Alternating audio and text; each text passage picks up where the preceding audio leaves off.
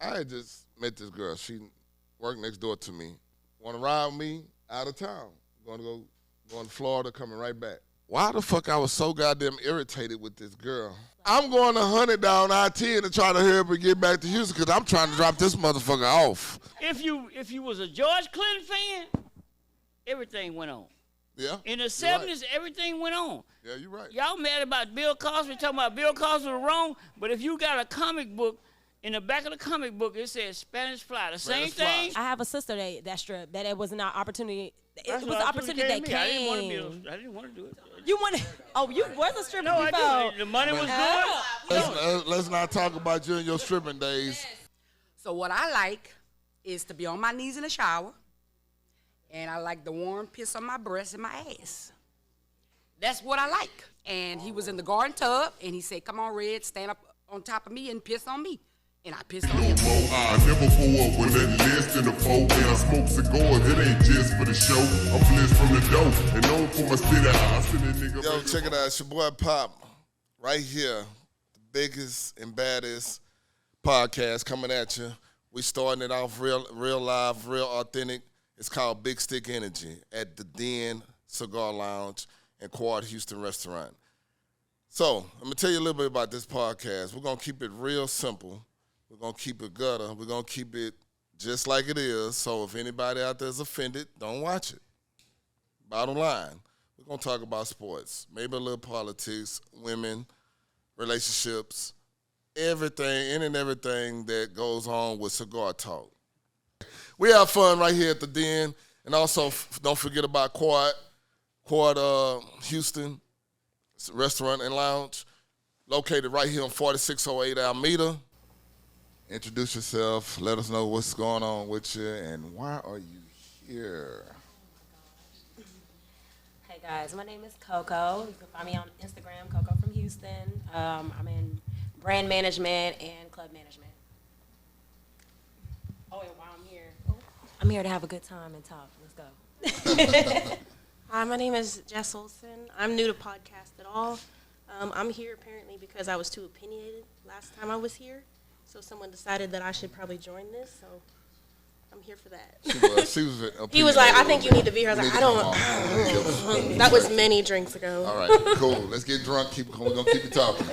My name is Richard Cunningham. I'm a government contractor for Homeland Security, and I'm here to see what my opinion might be. My name is Les. I work in aviation as a pilot. I'm here to talk shit with my friends, enjoy a cigar, and get a hold of some of them lobster bites. My name is Cece Collins. I was invited by Richard, who says that I am opinionated and may be a good addition to the evening. I also work in aviation as an international flight attendant. I need a ticket somewhere. Okay, we'll talk about that later. Me too. Come on. My name is Victor Burks. I'm a real estate broker and employee health, I can't say it right, EHS specialist in the oil and gas industry, and I'm just here to start trouble. As usual. Hello, I'm Shanine, also known as Slim. I am a financial aid advisor. I've been here a few times. I love this platform, and I just want to get a perspective on some other things tonight.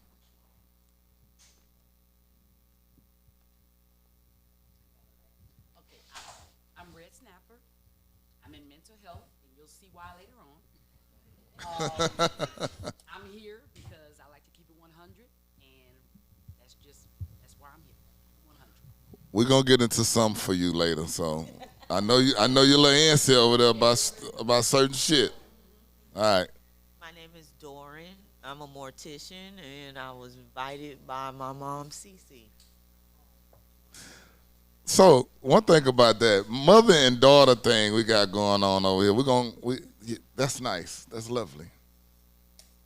Having a mother and daughter, and then if you around your parent at this point in your life that you ain't got to worry about as a parent.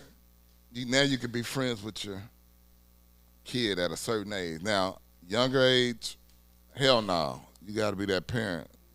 And that's another subject for itself. Because nowadays we see a lot of mothers and fathers being friends with their kids. And wonder why later on in life their kids whoop their ass. But that's another subject. What I wanted to talk about today, because we talk about a lot of shit here, what I wanted to talk about today, the subject of the day is power of the tongue. Not sexually, Red. No, we're not talking sexually. No, we're not talking sexually. No, what I'm saying is words. Words can either hurt somebody or help somebody in life. Just recently I was reading about this young man, loved his dad, did anything wanted his dad's love so much. Did everything, anything in the world to show his love. He just wanted to hear his dad say, I love you. Well, kid went on to Harvard Law School, graduated, top of his class, straight A's, called his dad. Dad, I made straight A's, top of the class, whatever. The dad said nothing to him. Oh, yeah, that's cool. Fucked up as it may sound petty or a little to some people, but that means a lot to some people. Hearing your parent or hearing somebody tell you something nice or tell you, thank you or congratulations or I'm proud of you. Really, I'm proud of you. It goes a long way. Well, later on, the guy went to school, just started fucking up, didn't give a damn no more, and eventually killed himself.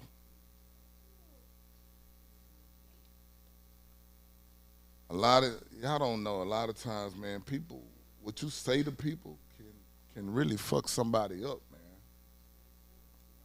if you say the wrong thing. I got another story about it, but we ain't gonna talk about that. But me personally, it happened to me. Now, I got a strong enough mind to know I'm not finna go out and kill myself or anything like that. But what about the people who don't have strong minds? And I know, Red, you are in mental health. Words can either hurt or help somebody in life. What's your perspective, Coco? We're going to start with you.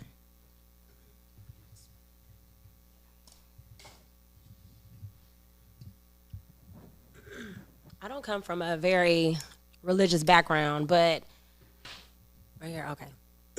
I don't come from a very religious background. However, I do believe in that. I've had the privilege of my family, even though they are Jehovah's Witness background, my parents let me go to my friends' churches and all kind of other religious gatherings. And what I've learned is that is very true. Life and death is in the power of the tongue, and I can very testify on that. There's been times I've made, like they always say, put your goals before, the new year. And I'll put it in my little notebook in the beginning and I close it and I'll just use that notebook for whatever. Next thing you know, at that year, I look at that notebook at the end of the year and I've done everything on that checklist, and it'd be an extensive thing for me. And I didn't even put a lot of effort in that, but obviously I did, because I checklist all of that without even knowing it. So I do believe that write your goals down, say what you mean what you say. And as well, like Pop said, that don't talk ill to other people or put your best foot forward to other people, because you never know where their mindset may be. And if, that could rub off on them, or it could, deter them in their life. So, yeah, I'm a big proponent of, life and death is in the power of the tongue, and words matter. Now, everybody gonna talk about this, but I want Red. I want you to be the last, because this is what you do. Okay, this is what you do, mental health, and it is a mental health thing, because, like I said, in life, man, just watch what you say to people and watch what you call people. Absolutely. Because as fucked up as it sounds, it can really, it's detrimental to people that don't have the mindset of, especially now, everybody friddle, everybody, you know what I'm saying? And I like to add social media. Social media. People always are talking about, people always are very quick to pull the trigger and be very rude or antsy about whatever their opinion may be and shove it down people's throat. even if it's negative or positive, which is cool, but negative, and you don't know that person on the other side of that, phone or computer. Yeah. So, yes, I really want to know your opinion. Jessica, what you got to say about that? What's your perspective on this? Okay, here we go. I do agree, but I do have a very strong opinion about that sort of thing, about what people's words do to you is your own fault. And don't get me wrong, like, people have said things that are horrible to me, to my friends, that I'm like, that impacts them later. The worst things that have said to me, they still sit up here. But it's kind of a choice to be like, I'm going to let that bother me, and then I'm not. Don't get me wrong, there's like 80% of me that's prideful. Like, I will never let that crush me. I'm a proud, confident person. But man, like, behind closed doors, we all sit there like, man, why did they say that? Why did they think that? What did I do wrong? So it's just having, I think, support around you for when people come down on you, to have that support elsewhere. And like, even growing up, like I said, with parents, I think my parents did really well. Like, honestly, they probably kept me out of a lot of bad things. But, my mom and I, we had a lot of issues, back and forth. And it was me having to understand, like, eventually in life, we could be friends. But at that time, she told me, like, we can't be friends because you need to understand I'm your mom and I know what's better for you. And so there was a lot of hurtful things said. However, I don't look at her and think, man, my mom hates me later in life. It's under the rug. So hurtful things, I think, can pass. / when people are hurtful to you, don't keep them around you. Why? Or, like, ignore that environment. Move on from it. Because there's hurtful things everywhere. And if you let that hurt you, yeah, it happens. But, you can move on from that. Find a better outlet. Find better friends. Find better environment. I don't, that general sense, Okay. Yeah. So I'm glad you said that. So if you look around this room, everybody is different, different age groups, and we're getting it from different perspectives of life. Because one thing about it, if you was raised in the 70s and the 80s, during that time, or even in the 60s, back then, the man of the house, the men in the house, were strong men. So they never really told you, I love you. And when they did, or if you tried to get them to do that, it was like frowned upon. Rich, am I right or am I wrong on this? You're help right. me out with this. Help me out with this. Come You're on, right Rich. with this. Me, I got some friends that I've been with for 50-some years. Behind me, Victor Burks. We grew up together. We met when we were 6. I think I was 5. He jumped on me, but we ain't gonna talk about that. But fucking bully. Yeah, he been a bully, See? But my thing is, I didn't really know what mental health issues were until I went to Iraq. I was in the middle of a firefight where they dropped 36 mortars on the location where I was. I ended up meeting Tony, just casually talking about it, and we've been friends ever since. But I think the problem is with society is that we frown upon a person that seeks mental health. I went to therapy. I talked to this lady. This lady brought out stuff that I had no clue was in me. And that's my thing, If you got a problem, talk to somebody. Don't take your life. And I have a problem when people take their life and somebody say R.I.P. They're not gonna rest in peace. So my thing is, if you got a problem, talk to somebody. It's always good to talk to somebody. Somebody always has a better perspective than you. Liz. What's up? Tell me something good. Well, based on who you are to that person, whether you're in a mentorship position or leadership position, son, child, niece, nephew, whoever, based on who you are and your position, your words can be way more impactful, and the things that you say can really hurt. And I'm gonna tell you another thing: the things that you don't say. We gotta understand the things that we should have said, and we tend not to say them at the time when we should say them. So keep going. You can swing it around there. I just got something to say before we swing it to Carmen. Now I know one thing, we talk a lot of shit on this show at times, whether it's something about sex, sports, or whatever. This is some serious shit we talking about right now. And we're gonna lighten it up. We're gonna lighten it up later. But I just wanted to hear perspective from other people because when I saw this video of this words hurt thing, I had to bring it to us. I had to bring it here so we could talk about it. Carmen, is there anything that you've experienced or you've seen in your lifetime that the words hurt somebody? The power of the tongue is very. The tongue is what they said in. It's a weapon. Right. It's a hell of a weapon. What you got to say, Carmen? Words do cut people. They really do cut and are harmful. And if they weren't, we wouldn't have social media bullies. And children wouldn't be committing suicide and beating up other kids because of something that they saw or read about themselves on social media. And those are words too, even though they may not come from the mouth, it's the same effect. And on a real basic level, like your mama said, if you don't have anything nice to say, don't, because you never know the impact that you're gonna have on somebody. Everybody doesn't have the same degree of strength or personality. And I think as you get older, as I am, it affects you less. We still think about it, our AARP card holders. We think about it, but we don't allow it to affect us in the way that we would if we were 25 or 15.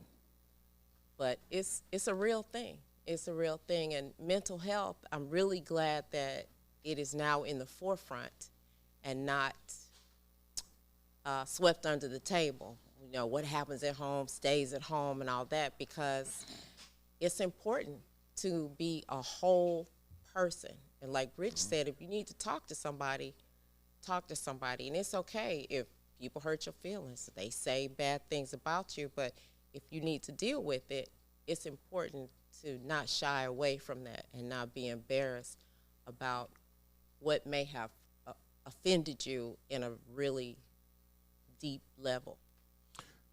Cool. So Victor, you and Rich grew up together. Y'all were both preachers' kids. Y'all both PKs. You have to go there.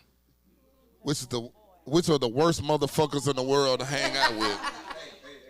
No, we gonna get into that shit, but your dad sound like y'all both had strong dads though. Was there any time that your dad didn't show you, or you was looking for something from your dad, and it kind of like, damn, why you ain't? Come on, bro, why you ain't? No. That's let me say this first. There's an old saying I think everybody's heard at some point in life, and it's probably the biggest lie ever told. Sticks and stones will break your bones, but words will never hurt you. That's an absolute lie. As it relates to me, I got bullied as a kid, verbally and physically. So, and I guess probably the prime example, I'll get to the dad in a second. My mom, because I wouldn't fight when I was growing up. I was real scary. Used to get beat up all the time, run me all the way home from school and all that good stuff. And probably by the age of 13, my mom was a little bit different. She was more like a man than she was a woman to me. Yeah, he can speak to that. She said she invited this young guy to I thought it was a friend of mine, in my backyard to fight me. She said, "You better fight him too." I was like, "Huh? If you don't fight him, I'm gonna beat you." Well, he came in the backyard and I didn't fight. She took me in the house. She said, "You know what? I ain't gonna beat you, but you a punk. You ain't my son." Now, from that day forward, I've been fighting. It wasn't until about 15 years ago. So hold on. I want y'all to understand this here. Listen, while you saying that, we all understand that shit. A lot of us understand that, right? Because we grew up in that era. Well, we grew up in that era. Hold on. But I'm hearing you and Jessica like doing like, oh my God, like what?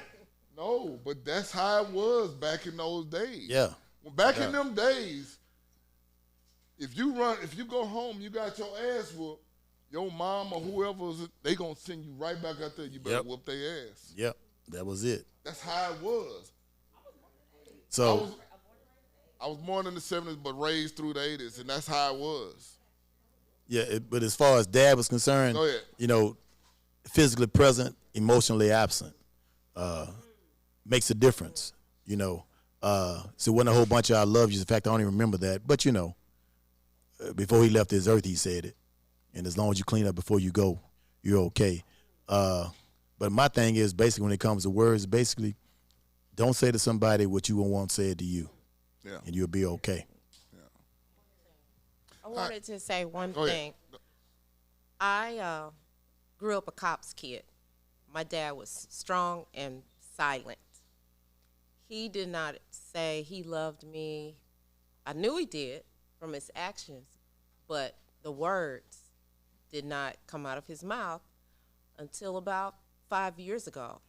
So I started saying to him, because he doesn't live here, so we talk on the phone all the time, and we're close, but he never said, I love you.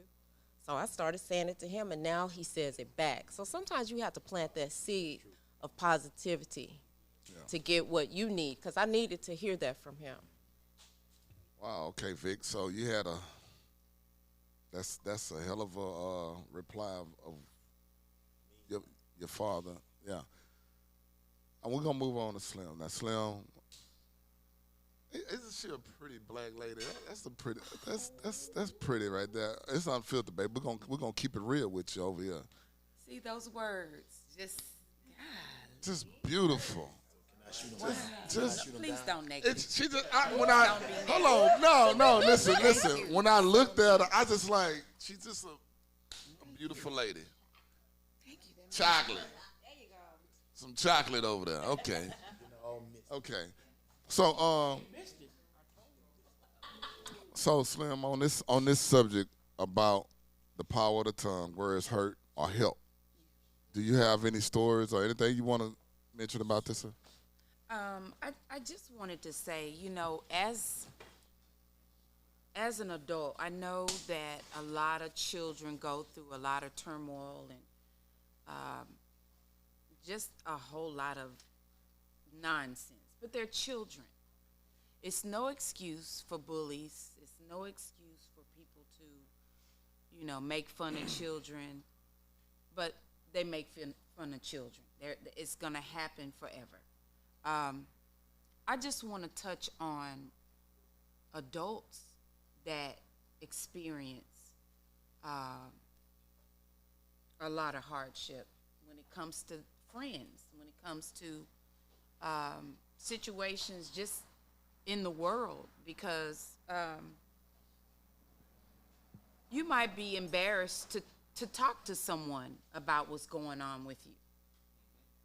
And all you need is for someone not to judge you for everything that you encounter. If you can't even talk to your friends or a family member or someone that's close to you, you just, you know, kind of ball up and you just keep it all in. So words are words, but just listening to someone, just letting them say whatever it is that they need to say, just to get it out, and just to be there. Sometimes you just want to just touch them and just let them know you're present. You're in the moment with them, and not judge them for who they are. Let them be who they are. You be your individual self, but let them be who they are. Yeah.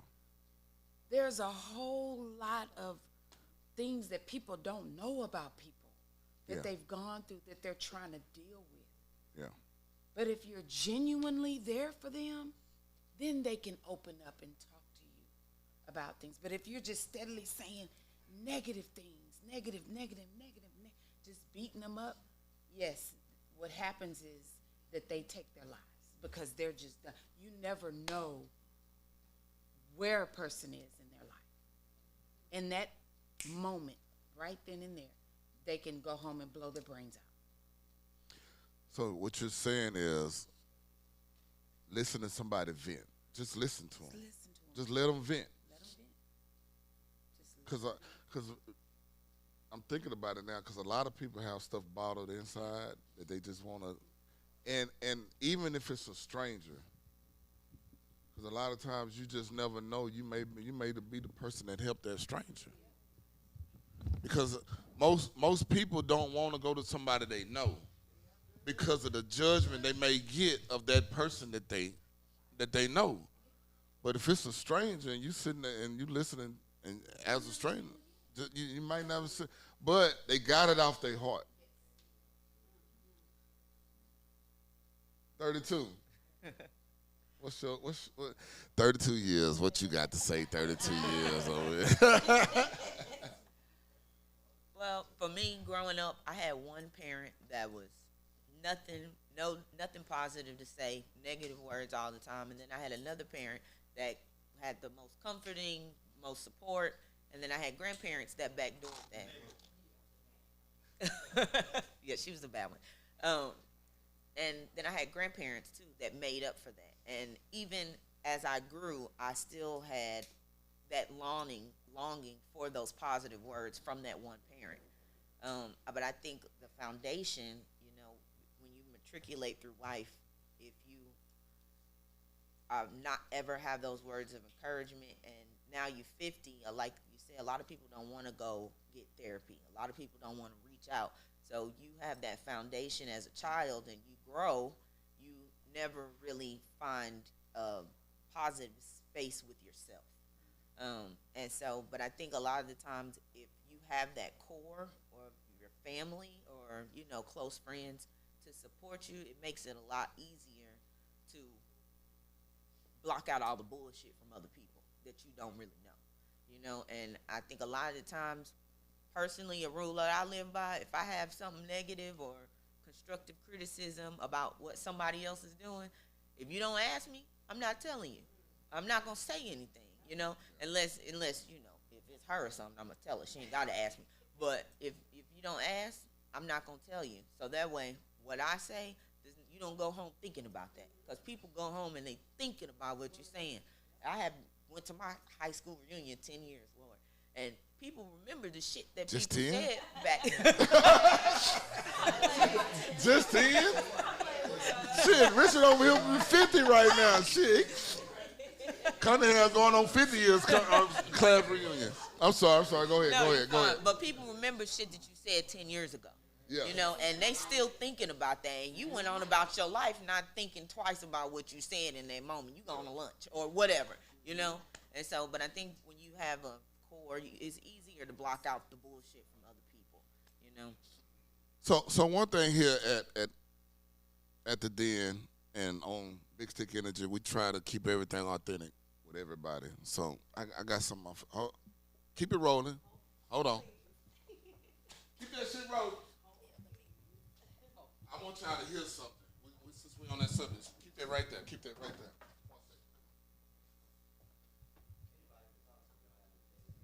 Yeah, we ain't gonna have no dead space. It's gonna be wide open right here. Come on. I want y'all to hear this real quick. Tell them what you told me. Step into the Okay. My name is Lee Richardson. I've been a lawyer for about 33 years. How y'all doing? My office is out in Waller County. The mental health care system, if you don't have insurance, I heard my man talking, and hopefully you had some benefits that help you. But if you don't have insurance, the mental health care system is jail and prison. Yeah. That's it.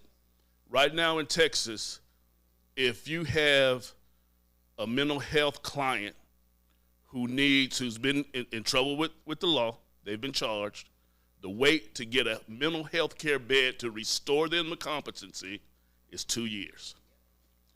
If you some people have family, so if they can get a bond, they can go and be with their family until that bed becomes available. But some people, it hits people different ways, and some people get off their medicine and they get violent. So their family loves them, but they can't take them home. So you got someone who has to sit in jail for 2 years just to get a bed to get restored to mental health. Wow. Thank you, Lee. Yeah. I appreciate that. We're gonna swing it around. Hey, so this some real shit here.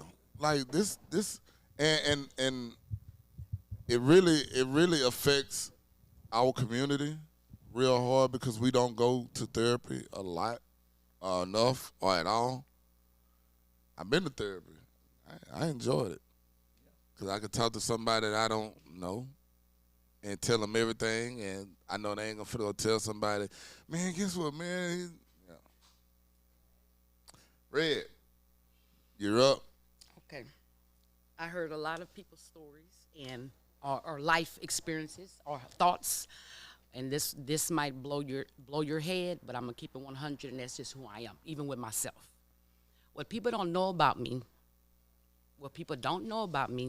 is that for the last 30 years or more, I've been diagnosed with major depressive disorder. I've struggled with that all my life.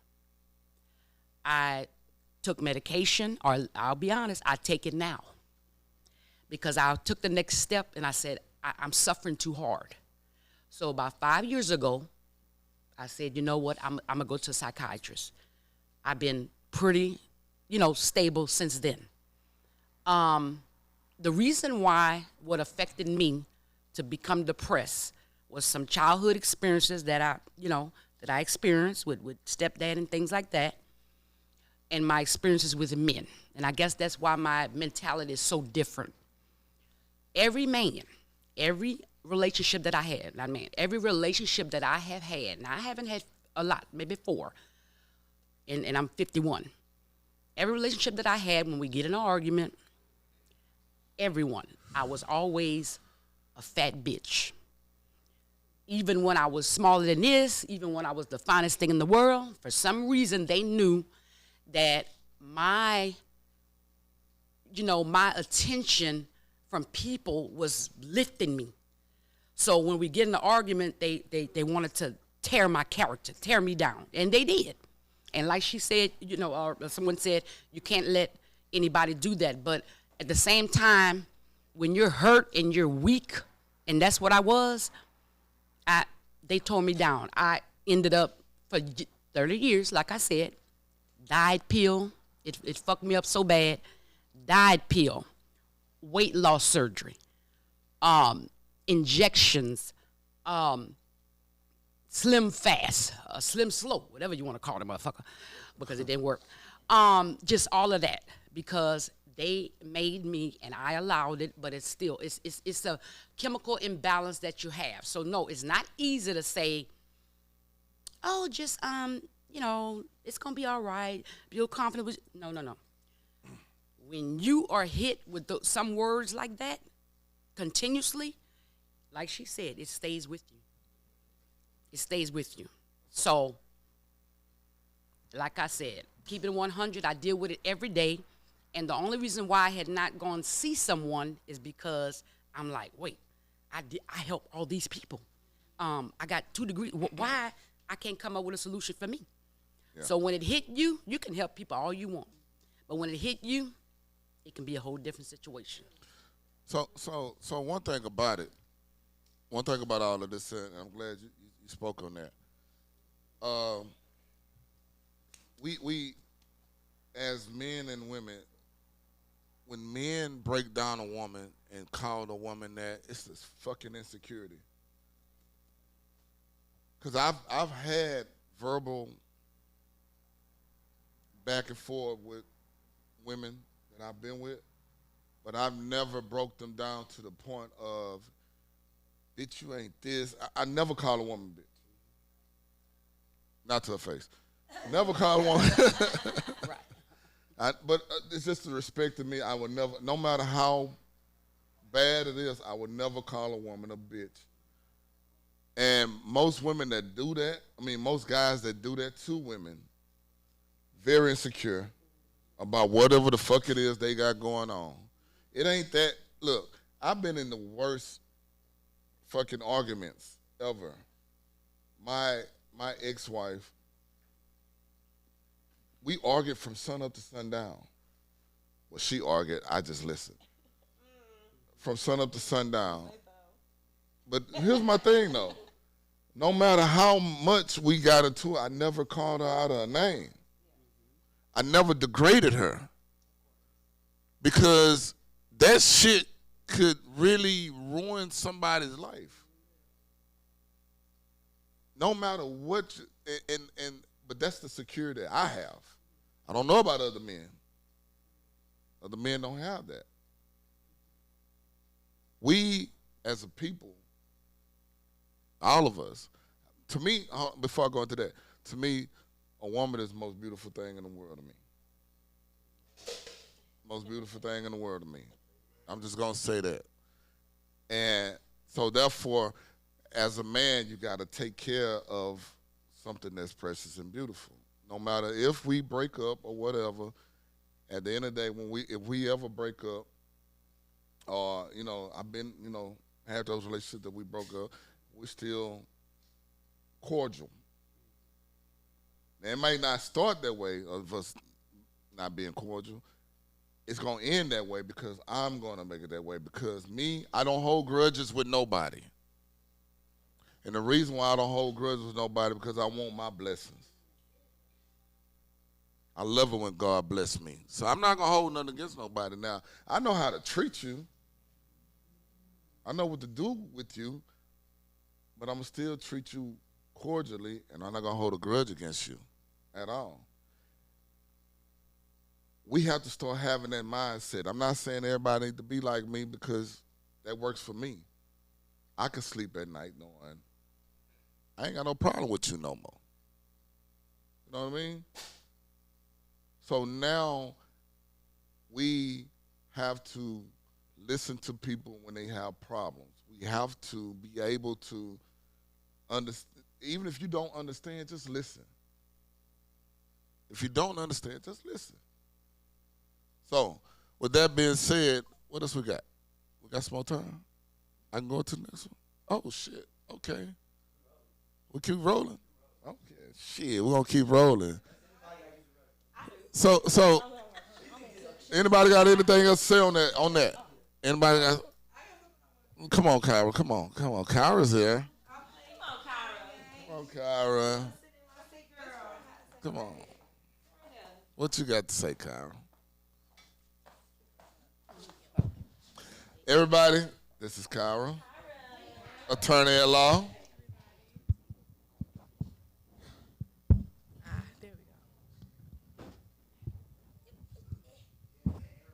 There we go. How you a pro already, girl? So I had grandparents that died by murder-suicide, and it came behind my grandfather, who was a very strong businessman, had his business together, and sorry, my heart is racing as I'm talking right now. Lost his business and turned to alcohol as his coping mechanism. And at the same time, my grandmother, who owns a daycare center, was accelerating in her business. And it was him as a man, again, I'm trying to understand where he was coming from, but from what I know at the time, it was him as a black man who was successful, and then having been up here and fallen, trying to make sense of it, trying to not be jealous of his wife, trying to figure out what the next thing was. But in the midst of that, alcohol puts a lot of demons in your spirit and puts a lot of voices in your ear and in your head that aren't really the truth of the matter. And it came to a point where I guess the voices became louder than the support that was in front of him. And he came home one day and took my grandmother's life and then took his life. And it was obviously devastating for us in that and dealing with that itself. But then it had a ripple effect with my uncles turning to drugs and my own father turning to alcohol and dealing with abusive situations in households, because now the person in the family who was the strongest, who has fallen the most, now everybody is trying to scrape and figure out what to do next. And so I say that to just say, as families, when you see someone falling, to not just say, oh, they're the strongest, like they'll be okay, they'll get over it. Because you don't know, the strongest sometimes fall the hardest. And so being there, even if they're not saying anything, to check in on them, to just support them and even support their partner or their wives to help encourage and support them at the same time. And then those who are having to deal with suicide in their family, helping them, you know what I'm saying, try to grieve with it in a healthy way and things like that. So it is interesting, I guess, in having to have dealt with that in a personal perspective, and seeing someone who I did see as, like I say, one of the strongest people in the family, but not knowing what he was dealing with behind closed doors, like you were saying, and how being a listening ear or just reaching out to them can really be a life or death situation. Wow. So here's the thing about that, and sorry to hear that about your grandparents. You know, a lot of men of certain ages, especially, it's pride. That's exactly what it we is. are very prideful, and yeah, you know, if something happens, your wife had to take over for a little while. It eats at you. And I'm not trying to be funny. My grandma was like, she has a street named after her in Minneapolis. Like, she was doing phenomenal with her business. So it was a complete flip. And I don't know what he was going through in his pride and seeing his wife take off, and he doesn't know what the next move is. Yeah. I mean, it's men, a lot of men, especially growing up in a certain era, that's all they knew, how to be men. And it's a manly thing to make sure you taking care of the house. I take care of these bills. I take care of this and that, you know, because we don't really give a damn about the clothes. As long as that house, a real man, as long as the house, everything is paid for, the lights, you got gas in your car, I got gas in mine, we don't care. But once something is taken away from us and we feel like we can't do that anymore, it hurts. It hurts to see your wife making more money. I mean, that's me. No, I understand. Making more money than you. And I think it's more so of, not trying to be funny, but the power playing dynamic in a household, especially amongst black men and black families at that time. So it's, well, what's my place in this if on the face of it, you are the one that's leading and carrying the household? Yeah. You know, so no, I understand. Yeah. So once again, it's a powerful thing for a man. I hate that happened like that, but that leads us to what we're going to talk about next. Are we ready? Are we still got some time? I just want to make sure we got time. Oh, okay, we're good. Anybody over there? 'Cause, come on, Chad. You can stay right there. You can stay right there. Les can get up for a second, and you know, we can switch our list.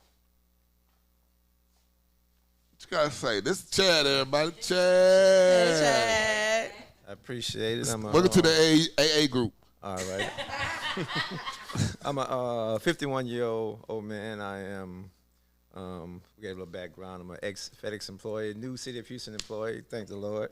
And I also been through a great transition in my life. So, but the young lady in the brown said it when she said about rejecting those voices. And the actual, scripturally, what we're talking about is that life and death is in the power of the tongue. That's Proverbs 18:21. Boom. But the second part of that, I didn't know the scripture. I knew it was in the Bible somewhere. I mean, I'm not a church going person. I'm not a church going person. But go ahead. The second part of that same scripture that we're talking about says, "And those who love it eat of its fruit." What that means is the Bible is giving us a choice to either reject that or receive it. So just because somebody's saying you ain't shit, you ain't this, you ain't, you still have the power to receive it or reject it. And that comes with the aid of what the young lady was saying about having that village around you to help you understand that you don't have to receive that you have the option to take it in, believe it, commit suicide, or know that you have the fortitude and the love around you. If You can't build it up within yourself, but it's still there. The power is there to reject all those voices. And I think that is a major part of the whole dynamic of what we're talking about here tonight. God damn it, Chad, you kind of smart there. Shit. I thought Chad only knew shit about the Houston Texans, and he said some shit. Some real. Vic, don't look at me like, don't look at me in that tone of voice, Vic. Don't look at me in that tone of voice. Say, but that's some real shit. I didn't know, like, once again, I knew the power of the tongue. I knew it was a verse, a scripture. I just didn't know where it was. I'm surprised the preacher kids didn't know which one it was. They've been in church all their life and all day on Sundays and Saturdays. I know Vic was gonna say it, but I know you didn't want to say it. But yeah, I mean, but the power is in the tongue, man. A lot of stuff that we say to people, whether it's good or bad, do affect people's lives. So that's why I say I go back to say, no matter how mad I have been in a relationship, I would never degrade that person because we can work shit out. Yes, sir. It's just a disagreement right now. We can work it out, and I won't get to the point to tell you bitten and this and that and blah blah blah, and you don't. Why?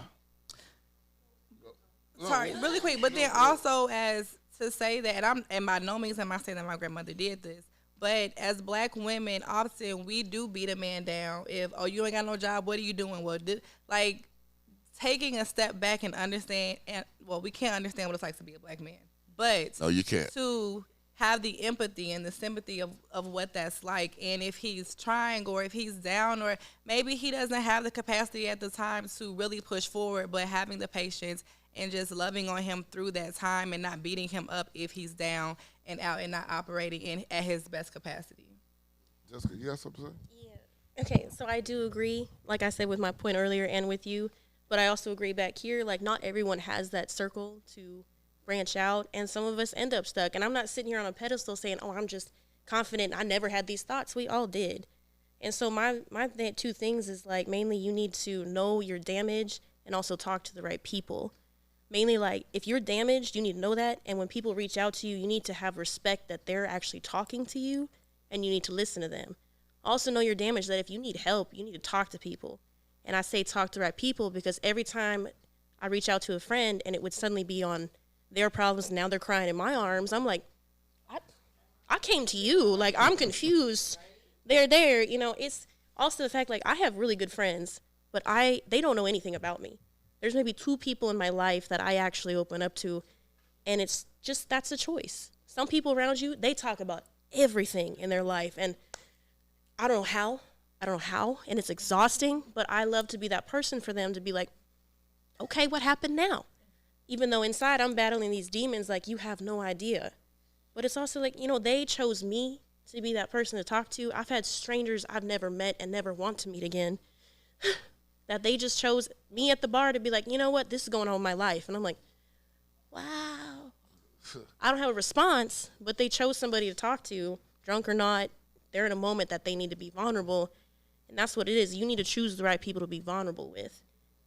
That was kind of that alcohol, you get the real person. Turn it around.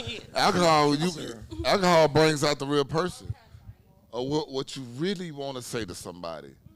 And yeah, I mean, if you drunk and I'll open up to you, please remember I was drunk. Don't tell everybody. Go ahead. I'm sorry. Okay, I just wanted to piggyback on what you said about men and depression. I don't have the statistically, I can't say the word, statistically, whatever.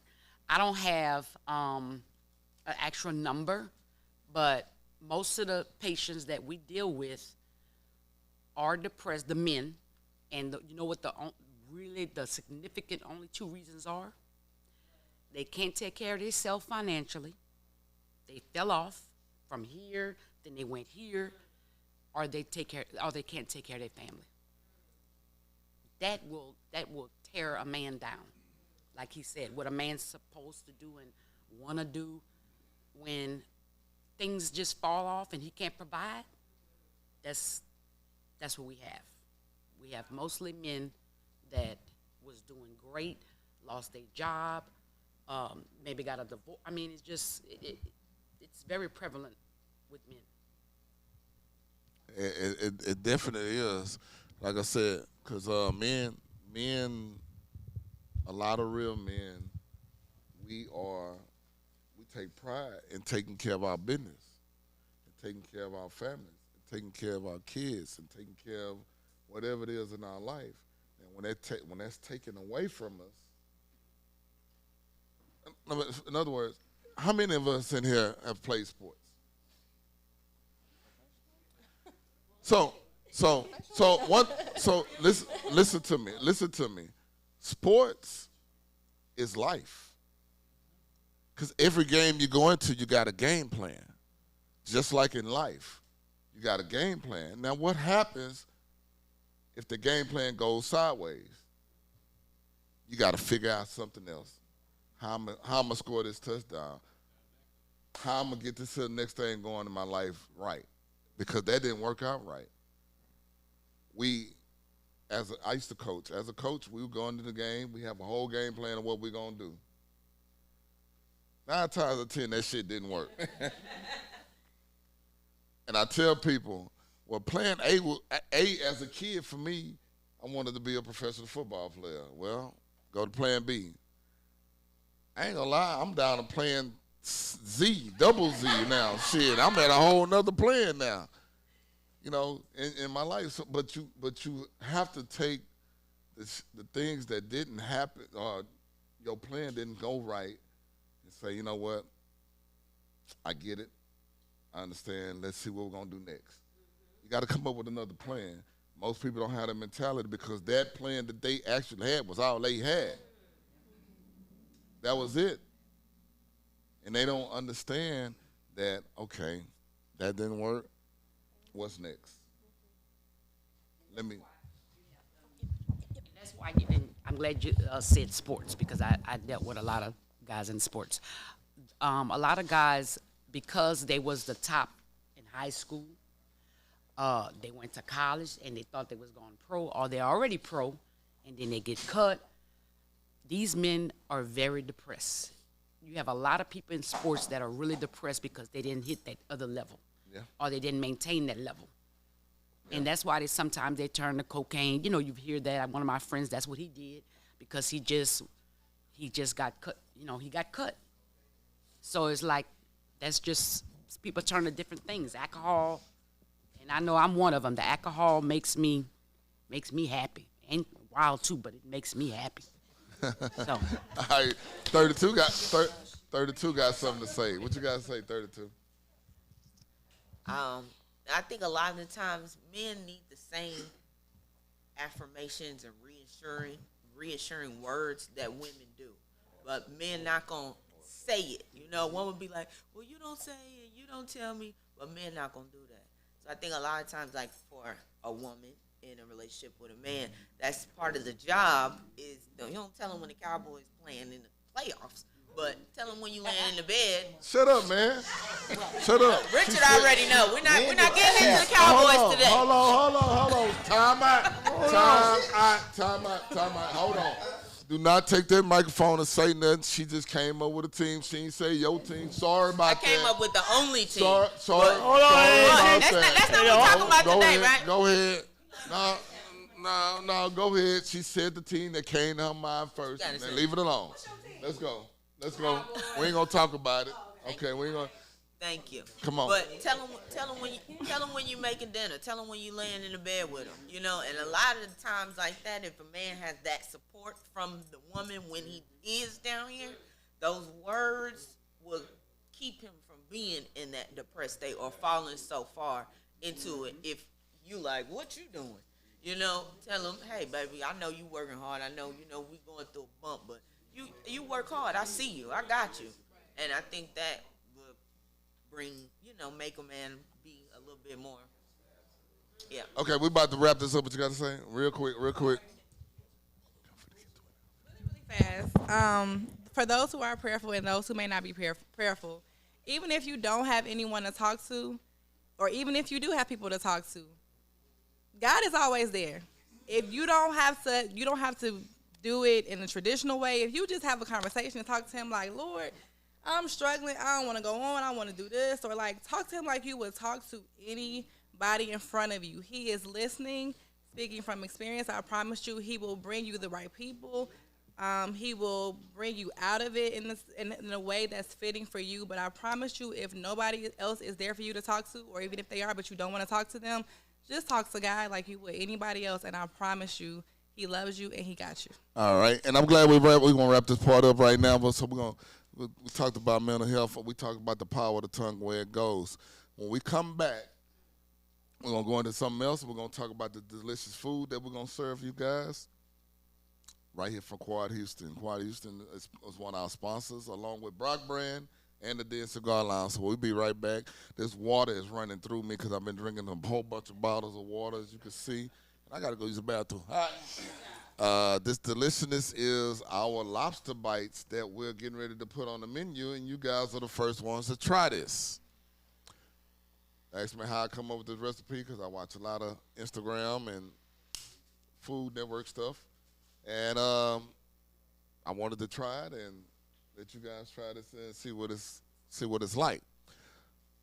Once I'm gonna serve it, but I'm gonna get to a topic. And once I get to this topic, y'all gonna start discussing it. And while y'all discussing it, I'll be serving. So, this topic I'm gonna talk about is I was on Instagram. And I saw this on Instagram, and I want to hear you guys' opinion. And we kind of went over it a little bit earlier, the people that was here early. And this guy, this lady asked this guy for some money for lunch. And he gave her $15, and she sent it back. Is that ungrateful, or is it, or what the hell are you going? Where you going to lunch at? Because I can go to lunch. I can go to Wendy's, and I'm good as long as it's for lunch. She wasn't hungry. Like, is that, to me, it's very ungrateful, because you're gonna send back the 15. What? Where you going to Steak 48? All right. On the post, he offered. He said, "I'm going to treat you for lunch," and then he sent her $15 and she sent it back very ungratefully. However, that is the correction I have to say. Okay, but either way, that's crazy. Either way, if I'm giving you $15 for lunch, you sent it back. Disrespectful. I feel a certain type of way. Like, goddamn, you hungry? Not hungry, hungry. You hungry. And you're not gonna accept my. I'm done with, and I don't want to say it's a young thing, because it sounds like a young lady thing. But I know me. If you send me $10, I'm gonna figure it out. I'm gonna figure it out. And I bet I won't be hungry. I bet I won't be hungry. Man, listen, she could have at least that. I mean, say for instance, you're gonna go to Chick-fil-A for your lunch or whatever. I don't know if she's a daytime working person. I'm not a daytime working person. I work at night. So if somebody say they're gonna treat me to lunch, I have all the time in the day to figure out where I want to go. And usually when I date people, we going somewhere where we want to go. So it's planned out like a dinner. So, but whatever. That's here nor there. But say for instance, she's a daytime working girl. She got an hour for her lunch, 30 minutes for her lunch. Chick-fil-A is cool. Like, why can't you take the $15 and be grateful, and then you could have gotten $15 off of your normal lunch? Like, come on now, that is very ungrateful. I don't care how you slice it, but to send it back, I'm glad he dodged a bullet. That's how I feel about it. That's how I feel about it. He dodged a bullet. I will say the common phrase, beggars can't be choosers. So I will be anxious over $10. I'll be at a gas pump and be like, do I ask my friend for $10 or do I just admit I'm broke and walk home? I don't understand that mentality. I never ask for money until it's dire. And that dire moment, and also if it was a stranger or it was a guy she's been talking to, oh, I'm going to treat you, yeah, should have sent more. No, that whole mentality of, you asked for it and they gave you anything at all, thank you is the word out of your mouth. Period. Move on. I'm heated. Like, how dare you? Well, I'm gonna say this here: $15. You take $7, and you go. And do it 2 days. No. You take $7. You go to Treasures or the Men's Club.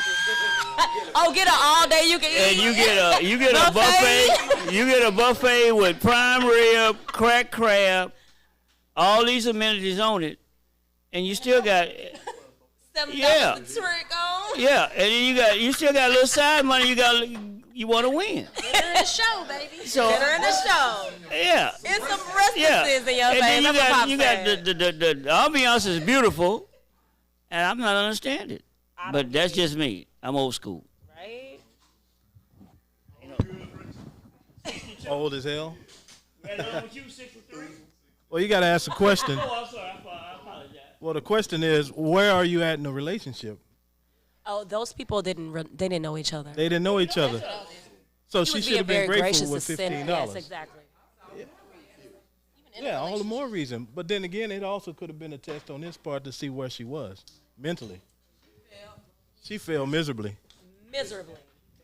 That's how I feel about it. Anyway. I agree with the ladies. 15 is more than you had before you went to lunch. So, I mean, buy your own lunch and use the 15 for a glass of Prosecco. You know, just make the best of it. Can we keep this PG? What does your lunch normally cost? If you normally don't pay but $10 to $12 for your lunch, the 15 covers your lunch. And if he thought enough to give you 15, you should be glad to take the 15, because he didn't have to give you anything. So what if, I'm not going to say what I was thinking. I'm through. So I really feel like that just for someone to offer to pay for your lunch or just thinking about you, it doesn't matter if it's $5. The thought was of you. And you should return that, by saying, okay, well, let me take you to lunch next time. So I just think a lot of people are just focusing on the wrong thing. They really are. If you're trying to form a relationship with someone, you got to think of the things that's not material. If you're trying to get someone that is really truthfully trying to get to know who you are, that's the last thing that you should be thinking about is how much they're going to give you for lunch. It's just so many thoughts in my head. I just think that was just jacked up, that person sent that back. It was very, very rude, whatever negative words you want to say. That was just very, very, very inconsiderate. I don't have much to say on that. It's very simple. Ungrateful, unappreciative. I mean, it's nothing else to read into. Richard. Well, we know if Richard don't answer between 12 and 2 during the week, he had Treasures of the Men's Club. He just told us all that, right? But if he offered to buy her lunch, that means she wasn't expecting it. She was going to buy her own lunch. Put your 15 with his 15. Now you got 30. You can get what you want. Hello.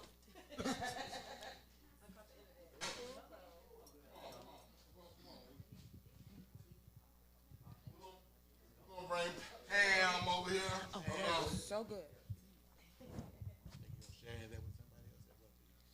And I hope I don't take y'all too far when I say this.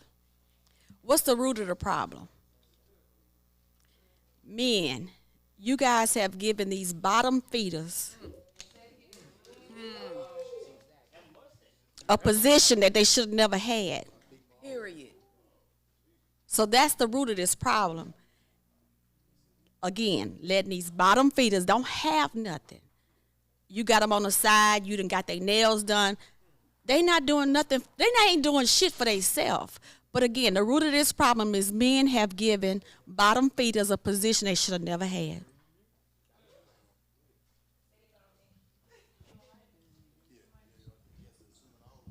You know what? Was that person that? No, I mean, I'm gonna let you say. Was that person in Houston or that was somewhere else? You know? You know where is that? Go ahead. 'Cause I got something to say about that. I think we probably, most of us saw the list that came out where the girls said where they wouldn't eat on a date, Applebee's, Cheesecake Factory, all that. It's a false sense of reality. So $15 gonna get you some lunch. But social media put stuff like that, so girls say they're not eating at Cheesecake Factory, they don't want Chili's, they don't want Chipotle. It's lunch. So eat your food and move on. Because you're going to eat again tomorrow. Be grateful for the 15 you got today. Spend your money tomorrow. True. Go ahead.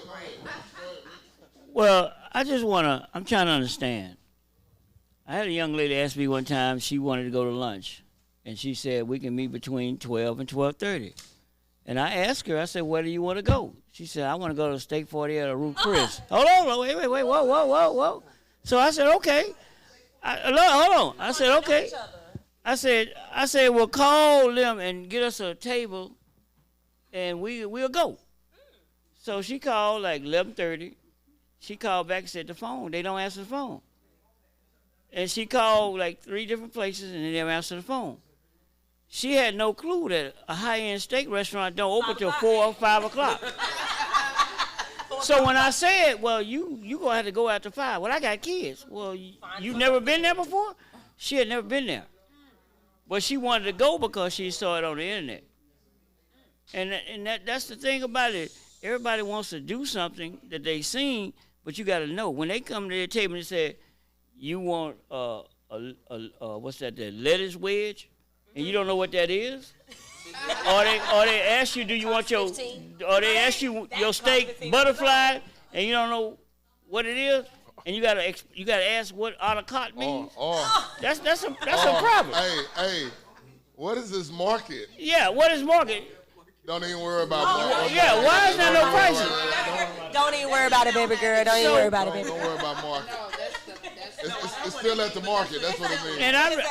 And me personally, I'd rather go with somebody and say, well, let's go to Cheesecake. Man, you go to Cheesecake Factory, you eat good. Here's my thing, because you got women out there, when they bring you the hot towels after you finish eating, they don't know what the fuck it is. They just look at it like, what this towel for? But here's my thing. You never know what you're getting in a person if that person takes you to Cheddar's. You never know what you're getting. That person may be the nicest or the best person that you're going to ever have, but you'll get an asshole that's going to take you to True Lux.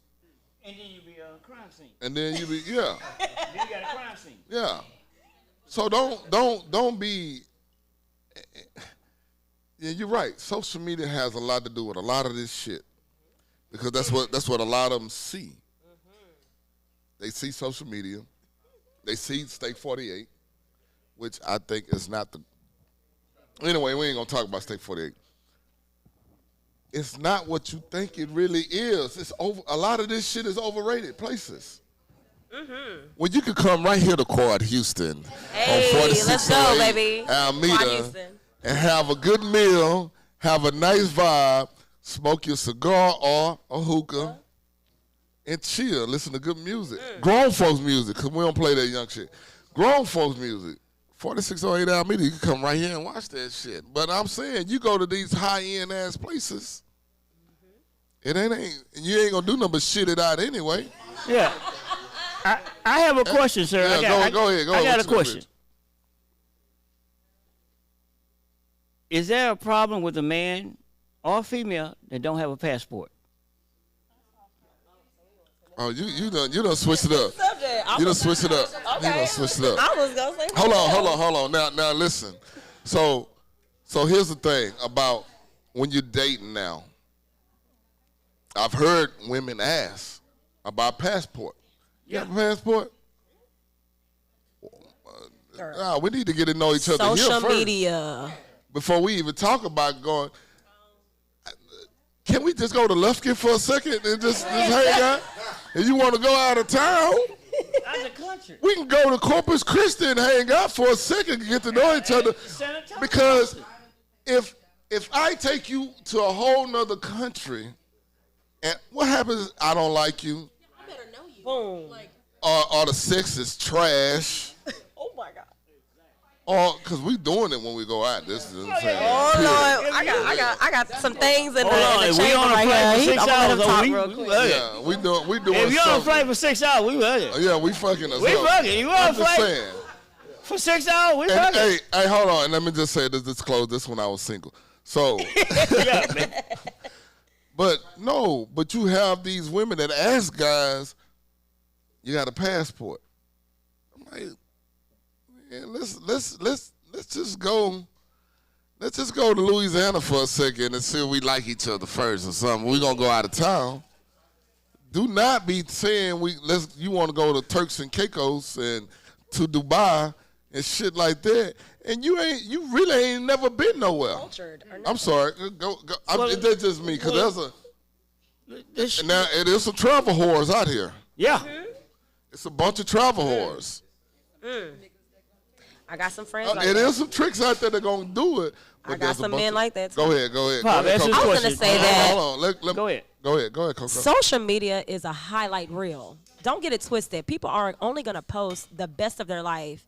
And in between then, they're not telling you their struggles. They're not telling you their internal struggles or their family problems or the issues that they have going on with their baby mama or their baby daddy, their husband, their wife, or whatever, their kids. They're only going to post the best of themselves. So all you see when you're scrolling the best of what people have to offer, whether it's down here or up here. It's the best of the best. Have you ever seen anybody posting their struggles?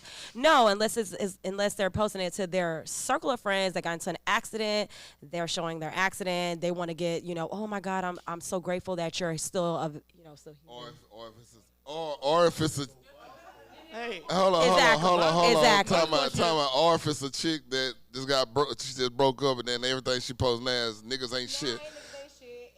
And then that's also a plight to get men to talk to her. And now she's posted everything about she can't wait to have. I seen some shit on there. This chick one time, I couldn't wait till she got a man because every time she posted some I shit. feel the same way. I got This somebody man, in my I need DMs the like man, that. this man, that. Oh, I couldn't wait till she got a man. So now she can stop posting this shit because I ain't want to see it no more. Pop, I'm sorry, go ahead. I got a question for you. Go ahead. In this room right here. Hold on. In this room right here, All how right. many people have a passport? In the room? That have a passport. It's a lot of people in there that got a passport. That's a strong statement. And the people that had the most is him and this one behind. International flight attendant. Yeah. And Strong. you know who have more passports than anybody? You know who have more passports than anybody? Women. Women, yes. Oh yeah. See, here's the thing. Here's another thing. Here's another thing to that. A lot of guys, felonies, Child support. felonies and child support. Y'all So bad you may or y'all bad. Not No, you're listen, bad, not you're listen bad. to I'm me. talking about y'all No, bad. no, but listen to me. The thing is, you asking about this passport, and he may have a situation, and the reason why he can't get one, you don't want to fuck with him because he don't have a passport. Number one, you're a travel whore, but you don't want to fuck with him. But this might be a good ass man that may get his shit together sooner or later and get his shit and go from there. But you done turned it down because of that. Go ahead. Well, I'm gonna let the mic go past me, but I just want to add to the conversation that, like you were saying earlier, that damn, why you want to go out of town or even to another country with somebody that you do not know? He might like she's saying, he might leave your ass. He may do something crazy. I'm just agreeing with her. Hold on, let me finish my point. That like you don't know if you're gonna mesh well, how much of a problem solver he is, or you or she, me, her, whomever may be. You're going outside of the country and y'all being yourselves together.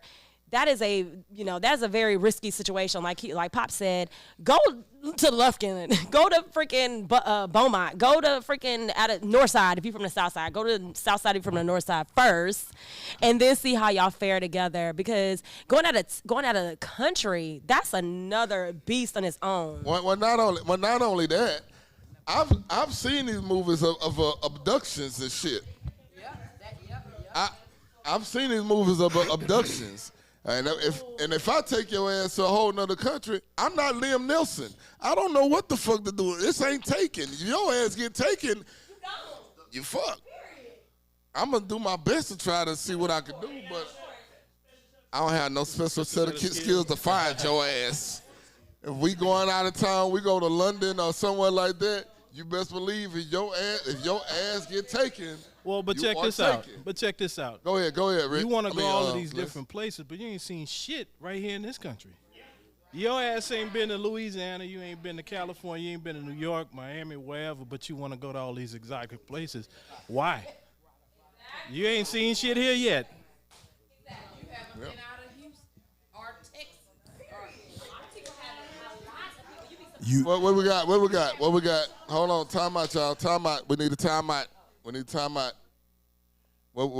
got, You're really giving the travel whore too much credit when you talk about her getting lost, because she really couldn't give a shit one way or the other once she get there, because she'll leave you right where you're standing. That never happened to me, but I'm just saying, they don't really care as long as they go.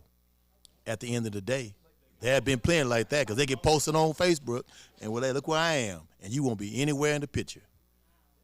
True. And lights. True statement.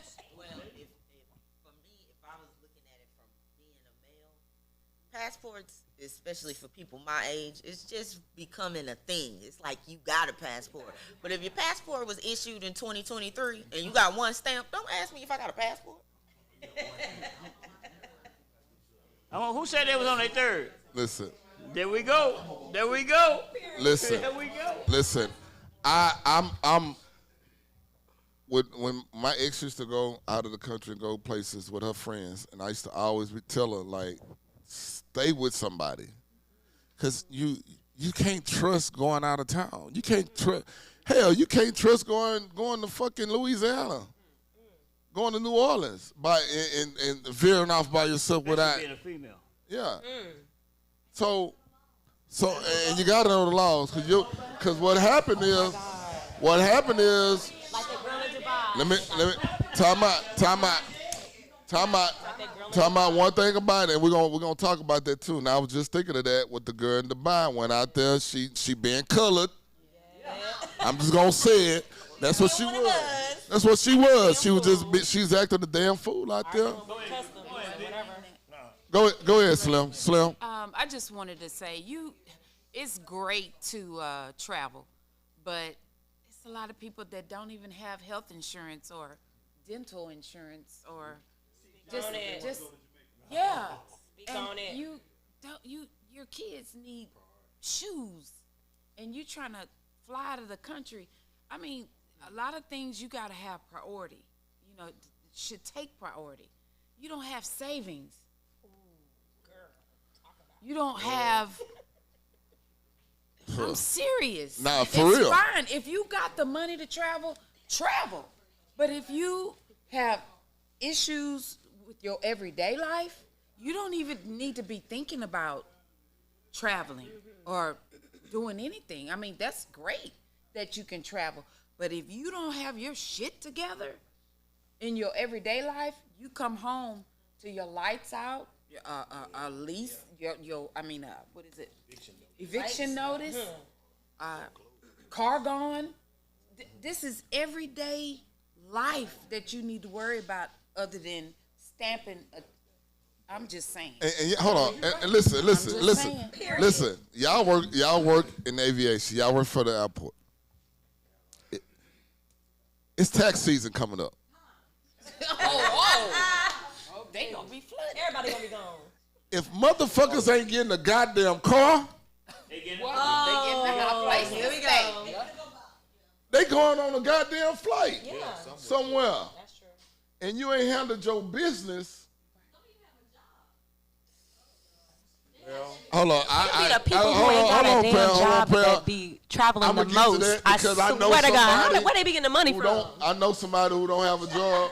I know somebody that don't have a job, file taxes every year, and get there in the 10 grand. Or more. Put me on. Listen, I can act like I ain't got no job. Hey, I'm an independent check it out. contractor. Let me tell you something. I'm gonna tell you something. If you don't know how to work the fucking system, these people, you got people out there that know how to work the system for real, and that gets away with that type of shit. When I saw that shit, I'm like, hold up, you don't even work. Like, what the fuck? I work. I work so hard. And you getting $10,000 in Pay fucking taxes taxes every year. What? I pay taxes every year. I need to know how can I get some money back. You know what I'm Hey, saying? Like, what the but hell? there are people out there that's like that, and like I said, it's tax season now, and we know how we are as a people as with tax season comes. We know there's gonna be a new car in the driveway. TV. We know that the kids gonna have. That 100 inch. We know that the kids gonna look like the first day of school. New tennis shoes. Time out. We know the kids gonna look like the first day of school. When after this, but we don't use our resources for something that's. You know what I mean? If you getting 10 grand, why in the fuck you don't have a business? Or why the fuck you Everybody's not business worthy. don't Everybody work don't have towards business getting IQ. something? Go ahead, Slim. I'm sorry, Slim. Go ahead. Hold on. I'm sorry, real quick. I understand that you should try to get a business, but everybody is not business minded. Yeah, you're right. So let me just finish this. My daughter is she's an entrepreneur, and she's struggling. You know, 'cause she's mad that her business has not come to fruition like she wants to. And I tell her, baby, the time will come. You have the talent. You have the know-how. Everybody can't be an entrepreneur. And I couldn't quit my job and be a business owner because that's not what I'm called to do. Yeah. But she is. And so I understand what you're saying with that. Things should be done properly with the right amount of money, with that money. And I said that coming from a business owner. Right. I'm saying that because, and I understand that, because there are people out there that have that mindset of, I'm a worker. I don't want the stress. I'm not that person. Right. And I only said that because coming from my mindset, Right, I get that. shit, give me 10 grand. Let me make something. Put it work down, with flip it, and reverse it. Yeah. Let's work something with it. Jessica, go. You got something to say, Jessica? Okay, yeah, just a couple things. Just mainly on like the food passport and then the business thing. So food-wise, I do work as a chef. I didn't say what I did before I came here. So when I travel, it's specifically for that. I've been all over the United States, so yes, I do have my passport now. I'm ready to travel. But like when I travel with people, it's understood like this is our relationship, this is our friendship. When we go places, it's for this. Now, however, I've had many people offer like, oh, you got a passport? Let me take you. No. I meet you at a bar. Where you going tonight? Home. Like, that's how you die. These people that are all about let's travel, let's go anywhere that you say, it stresses me out. I met people on the street that they'll take an Uber that they didn't call for. I'm like, girl. Woo. I grabbed her. I said, ma'am, where are you going tonight? And she was like, in this Uber. I was like, no, you're not. The point is, like, a lot of bad things happen this way and that way. On the travel thing, like, you know, you should travel more. You should see more. But honestly, if you're confused about why she's being aggressive about it, ask her why. I think the question why is a big thing in relationships. Why do you want to do that? Why should I help you with this? Why should I be invested in that? Same with business. I'm 28, and just now I'm realizing, you know, I want to travel to open my own restaurant. I want to see and eat everything. But business is scary.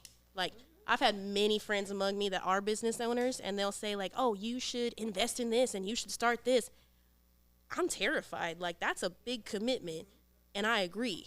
I'm now at a point in my life that I'm like, you know what? You're right. And I'm in this industry maybe 3-4 more years, and then I'm ready to commit to that business. I'm going to say this, Jessica, on what you're saying. Business-wise, I was scared too. Yeah, it's terrifying. I was scared, and it took some. God talk through people to you. God talks to you through people, And it took somebody to come and tell me, you got a gift. Take that leap of faith. Walk out on faith. Trust him.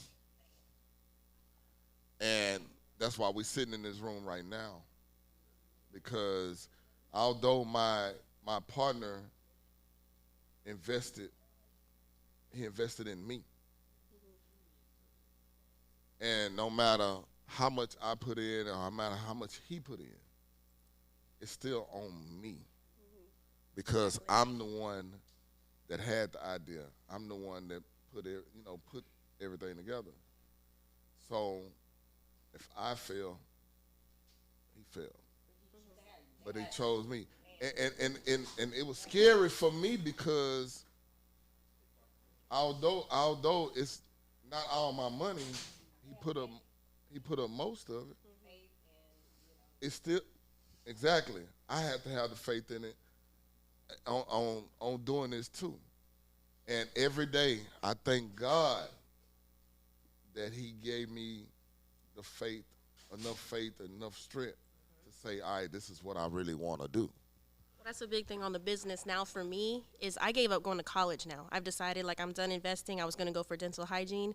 I think it's a great job. You should totally go to college, go for your career. But I'm realizing now I'm investing this time and energy to something I don't want to do. So I should be putting this money and energy into a passion, put that, college fund back into a travel fund, discover what I want to see, what I want to do, and come back and make something of it.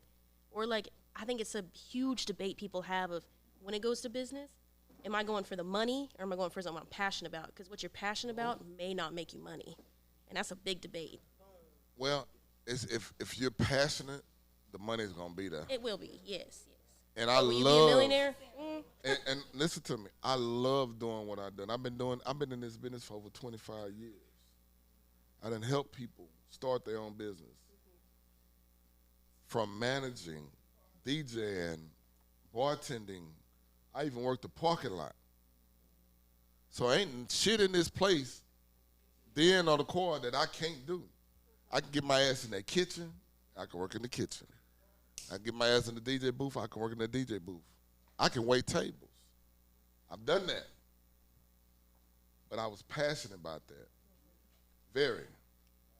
So when I treat my customers right, I expect my staff to treat my customers right. Everybody over on choir side, everybody that been in the choir, when you walk in, they smiling and welcoming you. Same thing here. When you come to the den, Mickey's most of the time is smiling.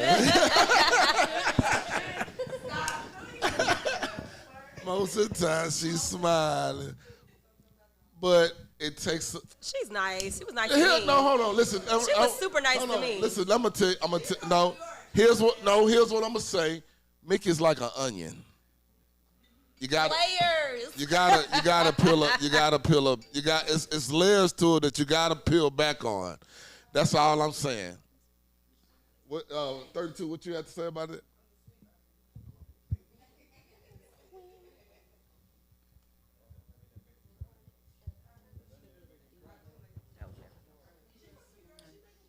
I think a lot of the times we laugh and joke, about the passport thing and the girl asking, but my mom is an international flight attendant, so I have been lucky enough. She is, yeah. I didn't know that. 37 years, right? What? I didn't know that.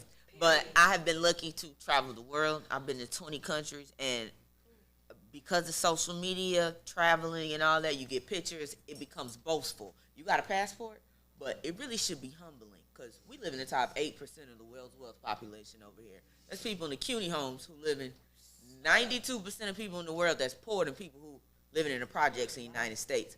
So if you do run across somebody who doesn't have a passport, you should be like, hey, I'll show you how to get one.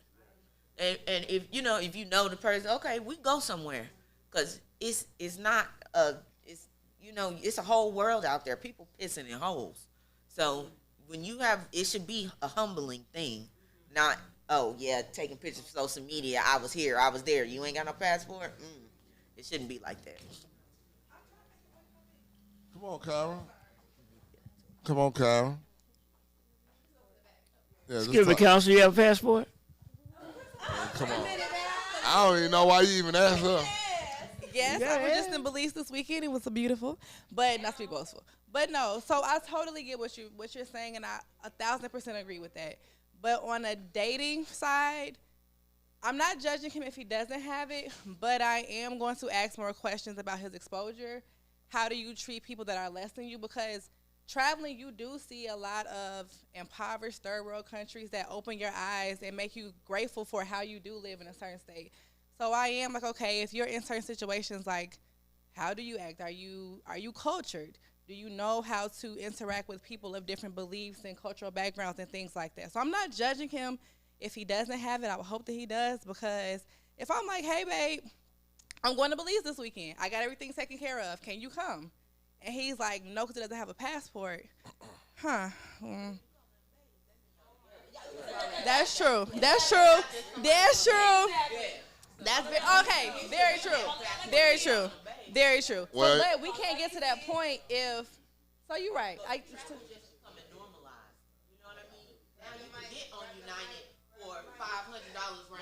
We can't Which is hear true. you. Oh, do that.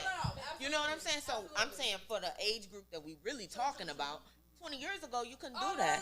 So a lot of the times, but if you calling them babe, then hey, you get them together. Go to the post office. I got applications in the car. Hey, well, hold on, time out.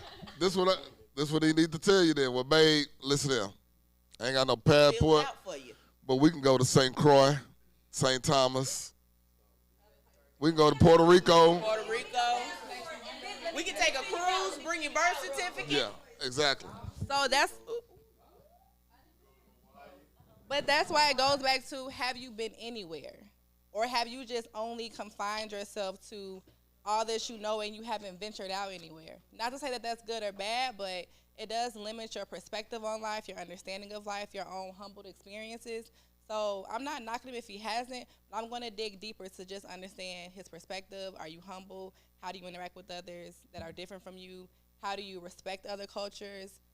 Or even have conversation with them. If it's different, you can still have a, back and forth conversation if you disagree, but are you still respectful of that? So They haven't been anywhere. A lot of times if you date somebody that's new, they haven't been anywhere. Like they said, take them to Harwin. It's a whole nother world over there. So you want them to know something or see something different, Well, and it's just starting. Bel Air is Take them over Chinatown. there. Yeah.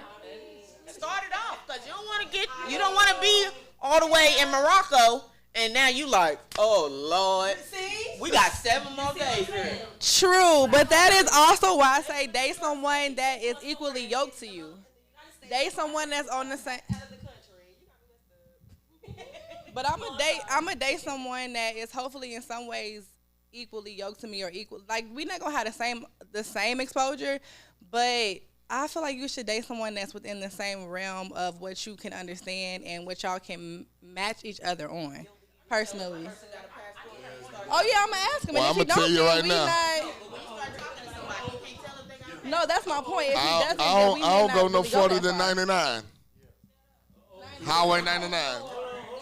All right, what you got, I Mo? think that when it comes to travel and having a passport, I think it's rude to ask someone if they have a passport and what are you basing that on? Now, we can't go anywhere, but I think that's something that you find out in organic conversation when you are getting to know someone. You talk to them about where they've been, where you would like to go, where would they like to go. It's going to come out whether he or she has a passport or not. I don't think it's something that you need to ask point blank. Do you have a 401k? Do you have a Roth IRA? Do you have a passport? Good Do you credit. have 6 months of savings? So I don't think you should ask someone. Time out. I think the same thing about a credit score. That's something that you find out later. That is part of the getting to know the person. You ask them. Just bring up a conversation about investments, as you can find out if someone knows about investing, if they ever, play the stock market, have they ever tried day trading. But you have to talk and learn about someone, because even if he has a passport, that doesn't mean he knows how to travel. Because now you have gone to Morocco and he doesn't even know how to travel, or she doesn't know how to behave. So the question is really a mute question. It's a get to know you situation more than just the question, because it's a lot more to a person than them buying a passport. Yeah, let's get to know each other. Fuck. Fuck. I only go. I only go right outside of the Let's beltway, ask that question. and that's it. Oh, man. No, but listen, hold on. But hold on. Time out. Real shit. Listen though. Real shit. There are guys who are only confined to that neighborhood and do not leave out of the fucking neighborhood. I'm serious. I know guys that's like that. I know. I've dated guys like That won't leave the fucking neighborhood. That's so true. Will only go to like Northline Mall and back for their clothes and stuff. Yes. And we'll only go to clubs that's in the hood, which is hole in the walls, most of them. That's it. Not saying you can have a bad time in a hole in the wall, you have a great time. No. But there are guys who have never been out of those neighborhoods, let alone go out of town somewhere. Won't get on a plane. So to ask a guy about a passport, or a guy ask a woman about a passport, why would you do that?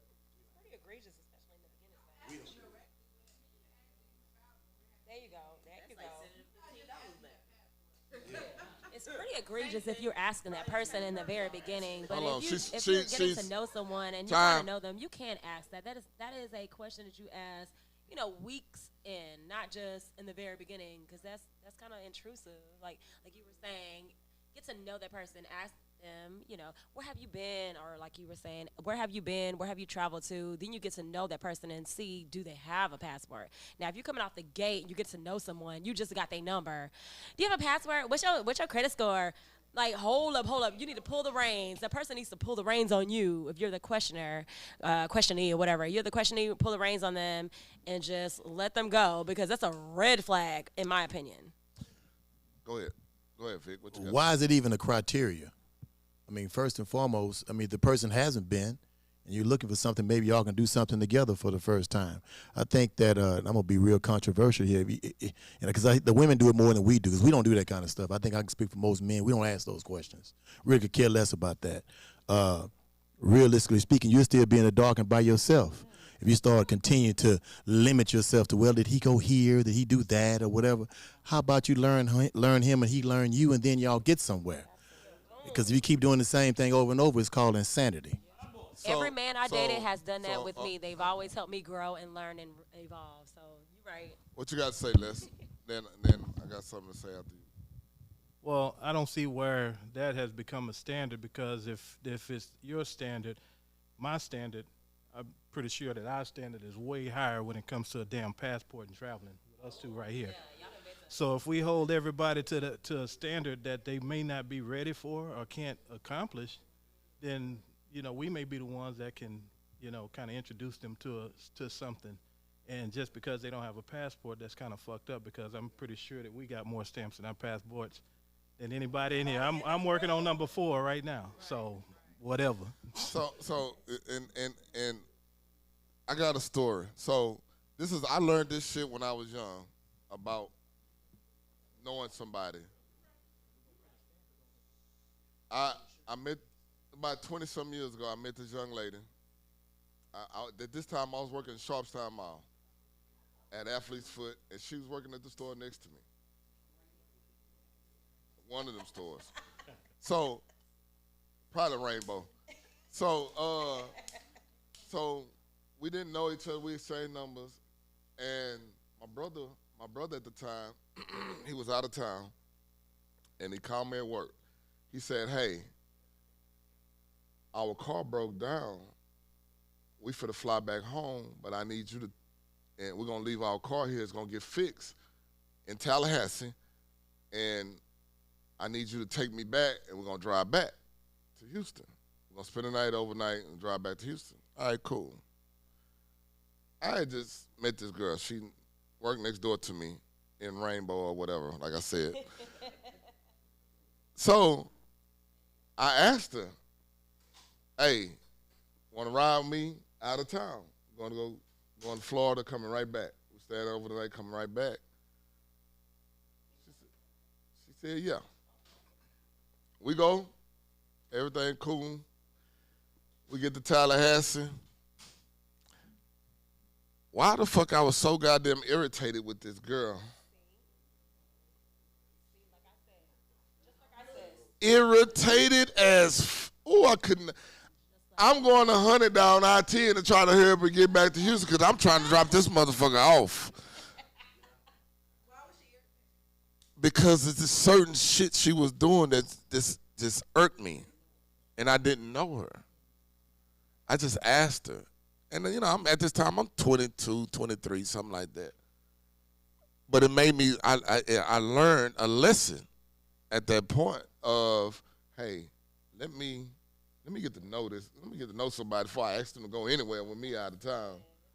Because that whole goddamn time, I was fucking miserable. I'm going 100 down I-10 trying to get back to Houston. I'm like, I can't. Man, I seen Beaumont. I said, we almost there. Seen Baytown, we almost there. Dropped off, and I see her at work. Hey, how you doing? Nah, I'm good. You good? I'm good. I'm going to keep it moving. Just irritated. We finna wrap up. Go ahead. What you got to say before we wrap up? I would say basically blunt, date within your interest, and tell people no. So basically, I'm a very blunt person up front. If a guy wants kids, I kind of want to know that on the first date because otherwise we're not going to be together because I don't really want them. Now, asking a passport up front, things that you should get to know somebody about, that's things that you should get to know. Things that are important later in life, yeah. Date within your interest. Basically, if you're looking at people in the bar, you're going to date a bar person. You want somebody that reads, somebody that fishes, be in that environment, you'll probably find them. I did date a guy from a library. He was super psycho. It's not always 100%. 100%, I thought this dude was going to kill me. Not on that. And then the other, what did I say? What was the last thing? Telling people no. If you have someone manipulating you or like, I know you, you're going to help me out. No. If they weren't with you, who were they going to go to? Somebody they know better, hopefully. It's either they had interest in you or you were the easiest option. I've had plenty of times, my car broke down, get a hotel. Like, you're not staying at my place. So it's just the point of like, knowing your interests, be invested in that, and then otherwise, just back it up. So when we come back, we're gonna talk about guys who stay with girls just to stay with them, to stay to have somewhere to live. All right, we're gonna come back to that. No more, I never pull up with that list in the folk. And I smoke cigars, it ain't just for the show. I'm blessed from the dough and known for my city. I sit this nigga once again right here at the Den. It's your boy Pop. Sponsored by Quad Houston, the Den, and Brock Brand. First of all, before I go on, how was those lobster bites? I ain't getting none. So it's cool to be on the. All the people got one. All the people cool got to be one. on the menu. Okay. All the people got one, the ladies. Hey, can we substitute Cunningham for somebody? Can somebody come in for Cunningham, please? All right. So, how was the drink? I like it. Amazing. We love the drink. Okay. What's this called? Butt naked? What's this called? Man, butt naked. We're gonna call it butt naked. That's what it is. Butt naked. Butt naked drink. So there was a lot of stuff a lot of topics we covered. If y'all give me a second, there was a lot of topics we covered, and I know my good friend in the back there, Miss Red. Oh, I know she enjoy nakedness, sexual talk, all of that. So let me ask. Let me say this, sir. One second. Can I get your attention? One second. Hey, counselor. Oh, I'm sorry. I wasn't supposed to. Hey man, Cunningham got one more time. We're gonna suck. Chad, get ready. We're gonna check you in. We're gonna check you in the game. Oh shit. So here's what I want to say. I know you like to talk about this. Everybody have a freak meter. If you know what I mean. everybody have a meter. How far is too far? Let me, because you know I gotta say something before we start going around there. Because I got a homegirl. She tells me the most fucked up stories. She told me that she had been with bisexual guys, and 2 guys and her, and eating ass, and you know, the brown derby. Hold on. I ain't done yet. To the point that, yeah, she did have a mud butt one time in the mouth. But anyway. What the hell is a mud butt?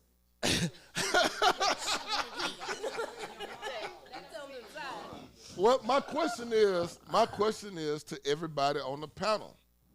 And if anybody want to walk up and speak in a minute, you can too. How far is too far? Because my thing is this. A lot of that shit was taboo coming up as a kid. Yes, it was. Sucking dick, eating pussy. Yes, it was. All of that was taboo. Like I said on our last one, back in the day, if you heard a girl that she did that, she the freak. She this, she that. A guy did that, everybody talked about him. Oh, that's the old pussy eating ass motherfucker right there. You know, it was always something. Now, it's not. It's normal. Like, eating pussy and sucking dick is a part of sex now. That's just what it is. Now, this new age shit, and I want everybody to be quiet when I say this. The whole eating ass, guys getting pegged. What the fuck did that come from? Cause listen, one night, this was years ago, about 10 years ago. I was working at a club on the north side. I was DJing. I come out of the club. I'm getting ready to I'm putting my equipment in my car, and this chick drove up and stopped in front of the club and asked me, "Hey, bro, where them niggas at that like to get fucked in the ass?" Oh, lady. A lady. What? I can't even. Time out. Listen to me. Oh, that's why I say I need y'all to be quiet when I say this shit. I need y'all. So when she said that shit, I was like, what the fuck? Who does that? Like baby, I didn't even know guys do that. Where in the hell did this come from? No, it didn't. My thing, this is the question. How far is too far? Let's go. We gotta loop back to this. Let's go. Let's go around. Go ahead. Yeah, go ahead, Coco. You don't want to go, Coco? Coco don't want to go. I'll go after somebody else. We'll start from the back. Start from the back. You ain't got to start from the back. Hold on. You ain't got to start from the back. Hold on. Let's She ain't old enough to know about that. She ain't old enough to know about that. No. She ain't old enough. No, she not. No. Daddy don't want to hear nobody worry about. She ain't old enough to know about that. No. Let's go ahead and say. So, I have, just the other day, my cousin called me, my big cousin, Carmen's little cousin. She said, I got a question for y'all. She said she was with a friend or whatever, and they were out or Tubi movie, some crazy shit. I couldn't even listen. And she said that the girl said to the guy, when you gonna let me eat that ass? Now, That's normal now. Yeah, that's normal. but it's normalized, but it's too much. That's too far. Because if the man like that, and he like, yeah, come on. What's going on, you know? And I have been in situations where I done had, you know, people, politicians, big bankers, all that. They want you to fuck them with a dildo, this, that, and other. Whoa, that's too far. Nah, that's too far. All of that is too far. But because the mainstreaming of homosexuality, LGBTQ, ABC, and all of that. You know, it's a thing now. So men feel like, okay, I could say that. Or women are letting men too far with women. I don't know how too far is, you know. But I also don't, you know, me, don't be trying to lick on my booty and then try to kiss me in my mouth. That ain't happening. You know what I'm saying? But listen though, a lot of men out here, they like doing that. But you know, and because they like doing it, that means women letting them do it. If they keep trying to do it. So, but that's too far. Cause if you do that, that means you done it to somebody else. And you trying to put your mouth on me, that's way too far. That's too far. Let's just keep it traditional. I was raised traditional. Let's have some fun. And I let my grandfather watch the Throat Baby video. If anybody know that song, and Throat Baby, you know. And my grandfather told me just like what you just said. He said, me and your grandmother, we wasn't licking and sucking and doing all of that. He said, what is happening with this generation? After he liked watching city girls do their little thing in the video, but he ain't like the rest of it. Hold on. They walk through this motherfucker like they need to have their finger up. Shit. Can I say something? Hold on, Red, before you go. Cunningham. Let me just bring it from the man's side. Cunningham is man's side. Cunningham dentures is hurting over there because he's not speaking. No, my thing is, if anybody grew up in Houston, you know what I'm talking about. Everybody knows what Marfrey's is, right? The blue door, green door, side door, whatever. That was in the 70s. They were licking their ass then, okay? When I was in the DA's office, it was an underground thing. It wasn't a thing that social media knew about. It was an underground thing. 85%, I'm going to say this here, 85% of the people not in Harris County courts now was involved in it. They arrested about 15 lawyers that was doing that. So this is nothing new. It's just it was underground and you didn't know about it because the white people. It was a club downtown next to the post office that was downtown where you walk down in the bottom of it. The tunnel. You know, and everything went on. If you had to, everything went on. So it's not nothing new. It's just getting exposed by the internet. It's getting exposed by the internet. I ain't got no limit. Hold on. Hold on. Let me ask. Hold on. What limit are you talking about? What limit? Sexual? I ain't got no. I'm not doing nothing. I'm not. Hold on. I answered that. I'm not doing nothing homosexual. But if it was a female, all hands on. All hands on. So if she wanted to peg you, you cool with that? Who? He don't know what that is. I don't even know what that is, because we didn't do that. You said all hands on? We didn't do that. I'm 62 years old. If that happened, that didn't happen. That ain't happened. It ain't happening at 46 shit. Look here, because let me tell you something. If you was a George Clinton fan, everything went on.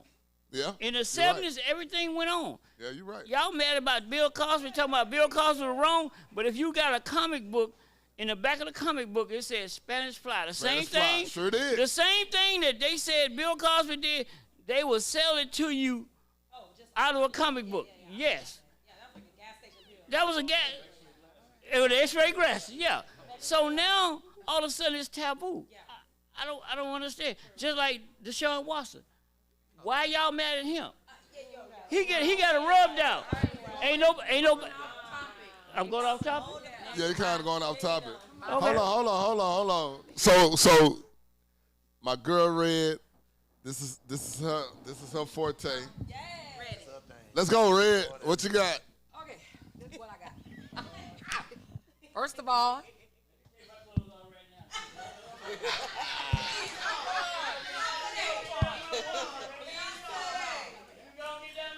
come on, Red. The first thing I got, and I'm answering it for 99% people in here. The first thing I got is that your limit, that would be your limit if me as a woman, which I love this, and very seldomly I have men that are comfortable doing this, but everybody heard of the golden shower. So what I like is to be on my knees in the shower, and I like the warm piss on my breast and my ass. That's what I like. Keep it real now. And you know, I had a guy one time, a relationship, and he was in the garden tub, and he said, "Come on, Red, stand up on top of me and piss on me," and I pissed on him. So that is probably y'all limit. Now my limit, the only thing y'all probably think. On that note, y'all probably think I've done everything in the book, and I have. Swingers, 4 niggas at one time, 2 bitches. I mean, just so much. So this is what I have never done, and I don't want to do it, even though I lick ass selectively. Selectively, who I choose. I done had athletes with their ass high in the air, and you'd never think. Muscles, everything. But anyway, I do not like to fuck in the ass. I did try, but I'm just, it's something about, I had a gay friend, and he told me about what needs to be done before you even do that. It has to be clean, it has to be did. I had a cousin that do it, and she told me how, they be having shit sometimes. I'm sorry, I just can't do that. So that is my limit. That's it. Other than that, I don't have no limit. Here's what I'm going to say about that. So if you got a guy, ladies, if you're with a guy, and you try and you go down there and you start rubbing on that part, and if he toot up, if he toots up, shit. Okay. Shit. But that's not how it's done. I know. I'm just saying. If they toot up, it's a little question. Yeah. Go ahead, Vic. The anus, the booty hole, hold the on. asshole. The anus, the booty hole, the asshole is a one-way thing. Only stuff that comes out, nothing goes in. That's my limit.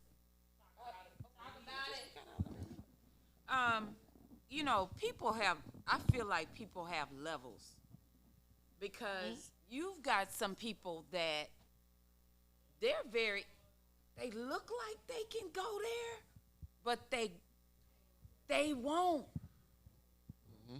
And then, to me, it's an emotional thing. I really want to take a person.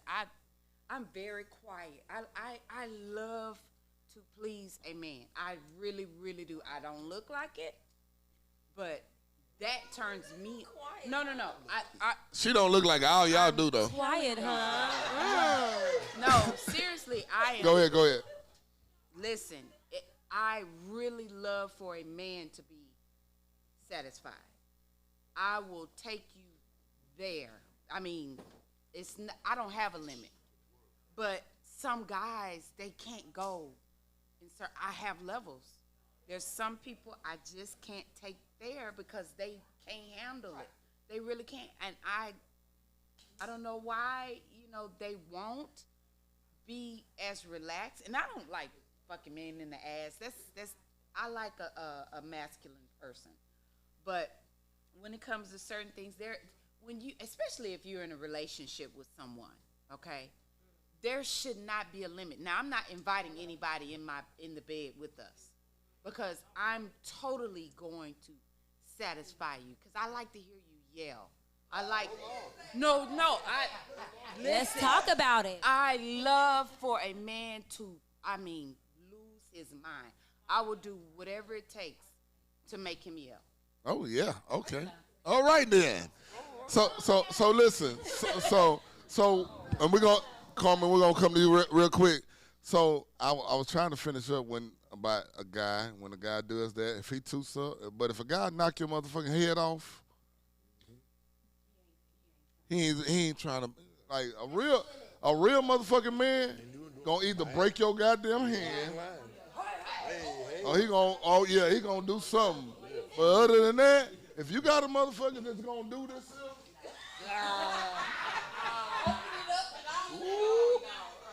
yeah. Hey, no.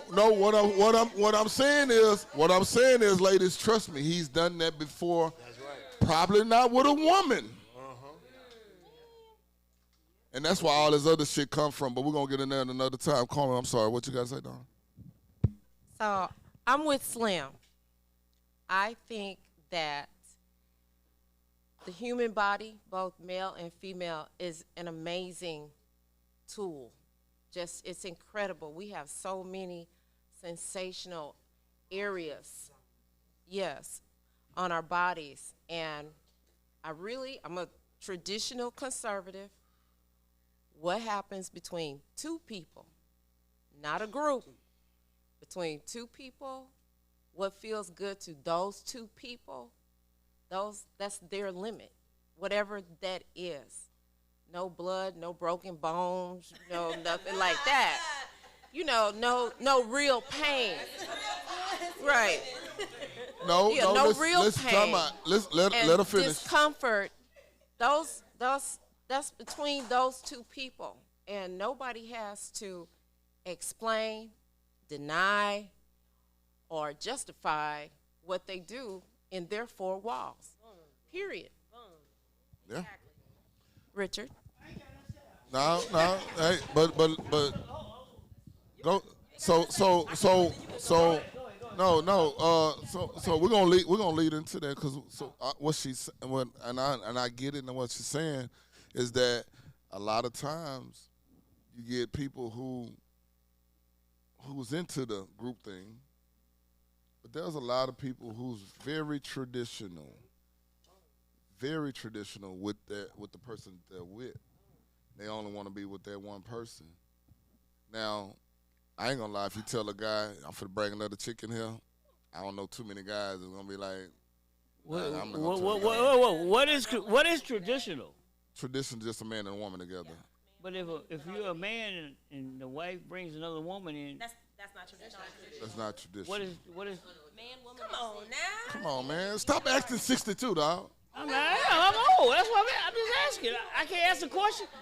Y'all put on top. I can't ask a Okay, question. I'm sorry. Coco wanna say something. Like, I ain't got nothing to say, but I'm a traditionalist. So, like, I like to have, like, my one-on-one partner. That's it. I don't like my man who likes to take it in the ass. I don't like me taking it in the ass. I don't like none of that. I want something that's very traditional, and I want us to connect on a spiritual level, if you get it that kind of way. Like, I want us to connect emotionally and physically. So if we can't connect physically and emotionally on some regular shit, then we don't need to do the extra stuff. When you connect that kind of way, sparks fly, fireworks go. Like, that could be everything. I mean, I've had long-term relationships, I've had situationships, and I've had, you know, people that I've only had sex with once or twice.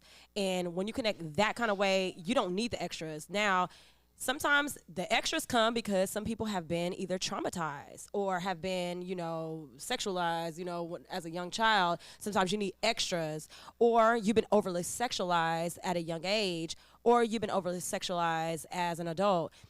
Then the extras, like now what I'm talking about is going to be extras. The extras, like connecting emotionally. So I like to do the basics, and that's it. When you get the basics right, you don't need the extra. To me, anyway. Boy, you itching in your pants over there. What you got to say, dog? I ain't got nothing to say.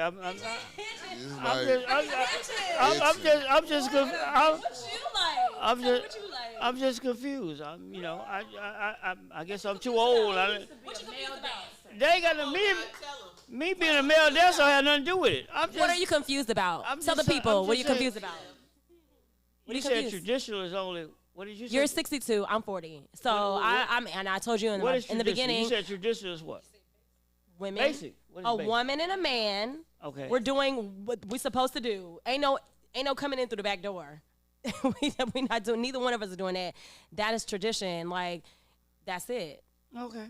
So tell me what you think is your what is your tradition then? Because I mean, of course, you're disagreeing with me, or you have a caveat to what I got to say. I never disagree with you. The floor is open. Tell me what you think. I didn't never disagree with you. Okay. Tell me what you think. I'm not telling you to agree with me. Everybody that sits there and talk about a stripper wanted to be a stripper. Man, you better say it again. I'm sorry. Everybody that talking about wanted to be a stripper wanted to be a stripper somewhere or other. Okay. But that's here and there. That's nothing. I was just asking. I didn't know. Okay. I'm just being educated. Okay. You know. So you understand what traditional is and what? I understand. You understand? Okay. I understand. I'm glad you understand now. Because if anybody got any questions or what? what Huh? it is, man. Say We what? don't want. First of Hold on, all, what was it? Everybody wanted to be a stripper. You talk about being a stripper. Yeah, everybody want to be a stripper. Just like a basketball player want to be a football player. Just like a football player want to be a basketball player. Okay. No. Now you're generalizing. Now you're No, I'm not. generalizing because you're saying everybody who idolized strippers or thought about strippers wanted to be a stripper. That's what you're saying? Say it again, because he was a stripper. I just want to make sure that Say it again. the foundation of that, because he was Girl, I'm not gonna do that. hell no. Hey, you need to say hell no. No. So are you saying that anybody who has Yeah. He's not looking. Are you saying that everybody who was idolized a stripper or a football player, that means they wanted to be that in one point in time? Sometimes stripping that's just the opportunity that came to you. I have a sister that stripped. That it was an opportunity. It was an opportunity that came. I didn't want to do it. You wanted? Oh, you was a stripper No, before. I did. The money was good. Oh. Hold The on, money man. was good. That's y'all doing. Let's not talk about you and your stripping days at all. Les, You got something to say? you got something to say I about thought he was playing. limits? About I'm limits. sorry, y'all. Limits. My word is. Look here, your everybody limit can needs to be have their own different limit, and depending just on. be respectful. All right, let's want to talk. Depending on who you with, your limit might change. You know, your limit might change. Whatever two people decide that they want to do, that's what they do, and that's all it is to it. Ain't nothing going in my ass. That's all I'm saying. So what you got to say, Megan? Now you talking over there? Come on, say something. No, well, don't keep it to yourself then. Mickey, Come on, Mickey. we can't hear you on the mic. On the We mic, can't hear the you, microphone. girl. Can't Come on hear you. over here. Come on. Microphone checker.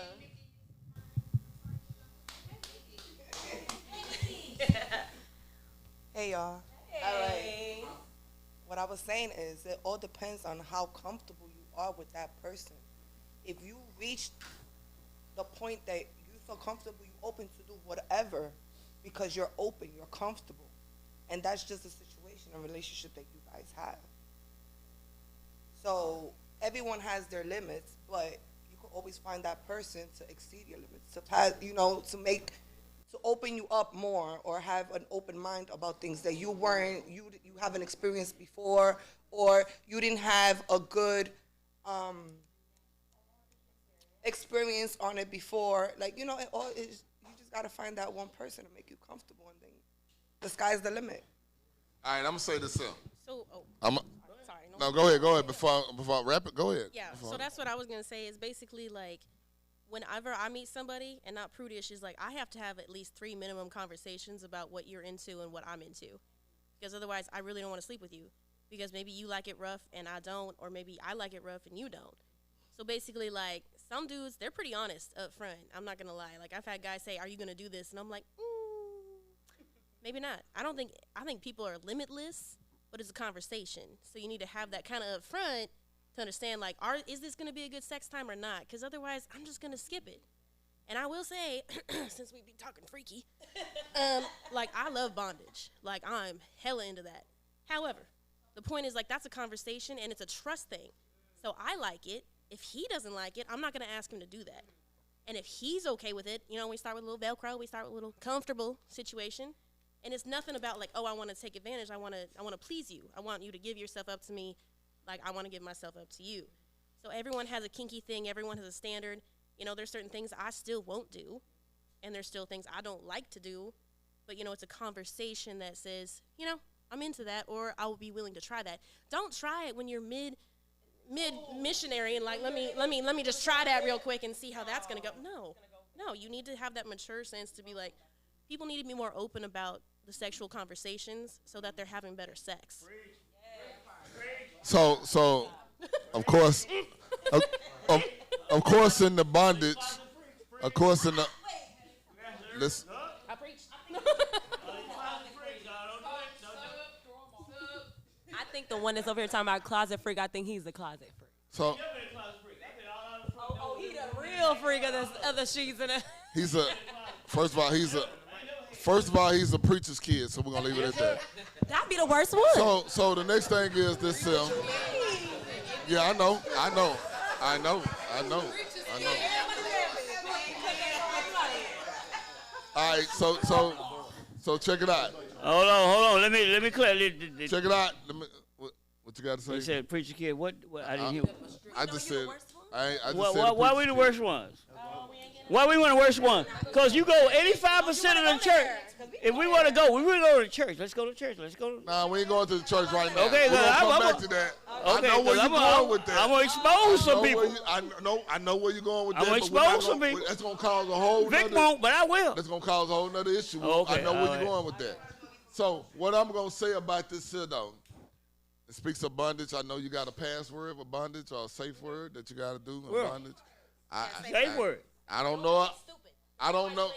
Okay, I don't know nothing. I don't know nothing about bondage because ain't nobody tie me up and to leave me there, put some ants on me and shit like that. I don't know what the fuck. I don't know what the fuck you into. I don't know what the fuck you into. Hot wax or whatever. But listen here. Listen real close. I got a disclosure on the guys out there who's letting women do this to you. Fellas, when you're in a relationship with a woman and everything's going fine and you let this woman do this to you, trust me, it ain't always going to be going good in your relationship. No. It's going to come out in court. It's going to come out in court. It's going to come out in court. Listen to me. Because when a woman fed up, when a woman is fed up and she's mad, coming out in court. That shit gonna come out. In court. In court, in the hood, in the bar. Well, on social media. On social media, it don't matter. It's gonna come out. That woman is going to say, this motherfucker let me put a finger in his ass and he let me put a dildo or whatever. Damn. So fellas, if that's what you do, that's what you do. Just know, if you trying to keep it a secret. It ain't gonna be no secret long. It ain't gonna be no secret long. Damn. That's all I got to say about that. Now, here's the next thing about all of this. So I'm letting y'all know next week we will be off next week because the camera crew is going to Super Bowl. Good job, y'all. Good job. Good job. They are going to Super Bowl. They're going to be in Vegas. They're going to be filming some stuff in Vegas. Hopefully they can take some shit about the den, about Big Stick Energy. I know they're going to do stuff for broadcast. That's my guy, Brockers brand. Y'all see it right there. So they're going to be doing stuff with Brock brand out at the Super Bowl next week. So that's what they'll be at. So we'll be off next week, and then the following week we'll be right back here starting it all over again. So I need all my people back here the following week. Now, with that being said, we are going to be here anyway next Thursday just to hang out if y'all want to hang out with us. Absolutely. Oh, yeah, we'll be here. Absolutely. Now, if somebody pull out their phone and just start recording, we can use that shit too. Amen. That can happen. So that's what we're doing next week. The crew is going out of town, so we're gonna see them week after next. I hope they have a lot of fun at the Super Bowl and enjoy themselves. And speaking of the Super Bowl, it's coming up. It's the 49ers and Kansas City Chiefs. And Quad will be having a watch party, so tell a friend that we'll be here. Quad and the Den be having a watch party. Last year we just gave away some food. That's what we did over here in the Den. Gave away food. We had drinks. Had a good time here. Quad wasn't open at the time. It will be open. But all my people that's in here, we're celebrating Super Bowl in here. Den people. All Den people. We're going to celebrate in here. And you got to smoke cigars. We don't smoke hookahs. We don't do cigarettes. We don't do... We don't do Black and Miles. We do cigars here. We are a sophisticated, upscale type of place, so we don't do all of that. So make sure y'all are here next Sunday Super Bowl weekend. We're going to have a good time. We're going to enjoy ourselves. I don't have a dog in the fight. I know some people do. And congratulations to your team for making it. Congratulations to your team for making it, and hopefully your team will be victorious. If not, like Ricky Bobby says, if you ain't first, you last. Period. So no matter who's in the Super Bowl, if your team didn't make the Super Bowl, if your team lost the first round, it don't matter. Cause boy, you love keeping that D in your mouth, man. I swear they love. I love it. I swear they love keeping Cowboys in their mouth, man. I swear I ain't saying nothing about nobody's team. I think that might be one of his limits. D in your mouth, huh? You know, I'm just saying. Every time we talk about football, I say no teams, but somebody got to bring up my team. I said, well, if your team didn't make the playoffs or lost first round, second round, it don't matter. You still last. You didn't win.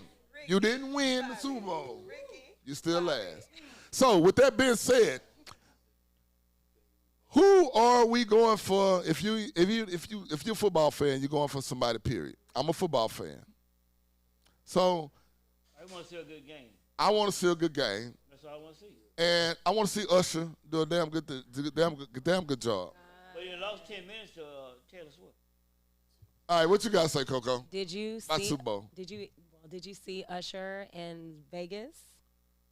Did I go see his show in Vegas? Yeah.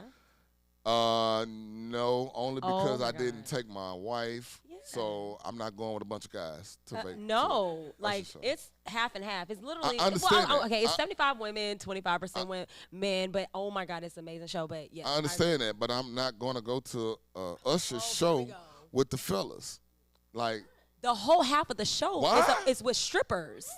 The whole half of the show is with strippers. It's made for men. Half of it is made for men. No, I understand. I was that. uncomfortable because half the show was about women on the pole and they doing all the tricks and stuff. I was like, okay, I'm over it. I understand Men was that. all I understand that, Google but eyes. it's an Usher show.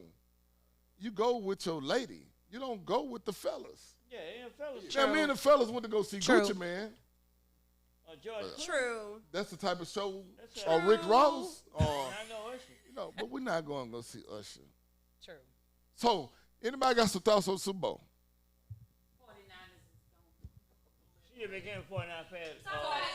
She became a 49 fan. She became a 49 fan Monday. Since yesterday. She became a 49 fan Monday. How you become a 49 fan Monday?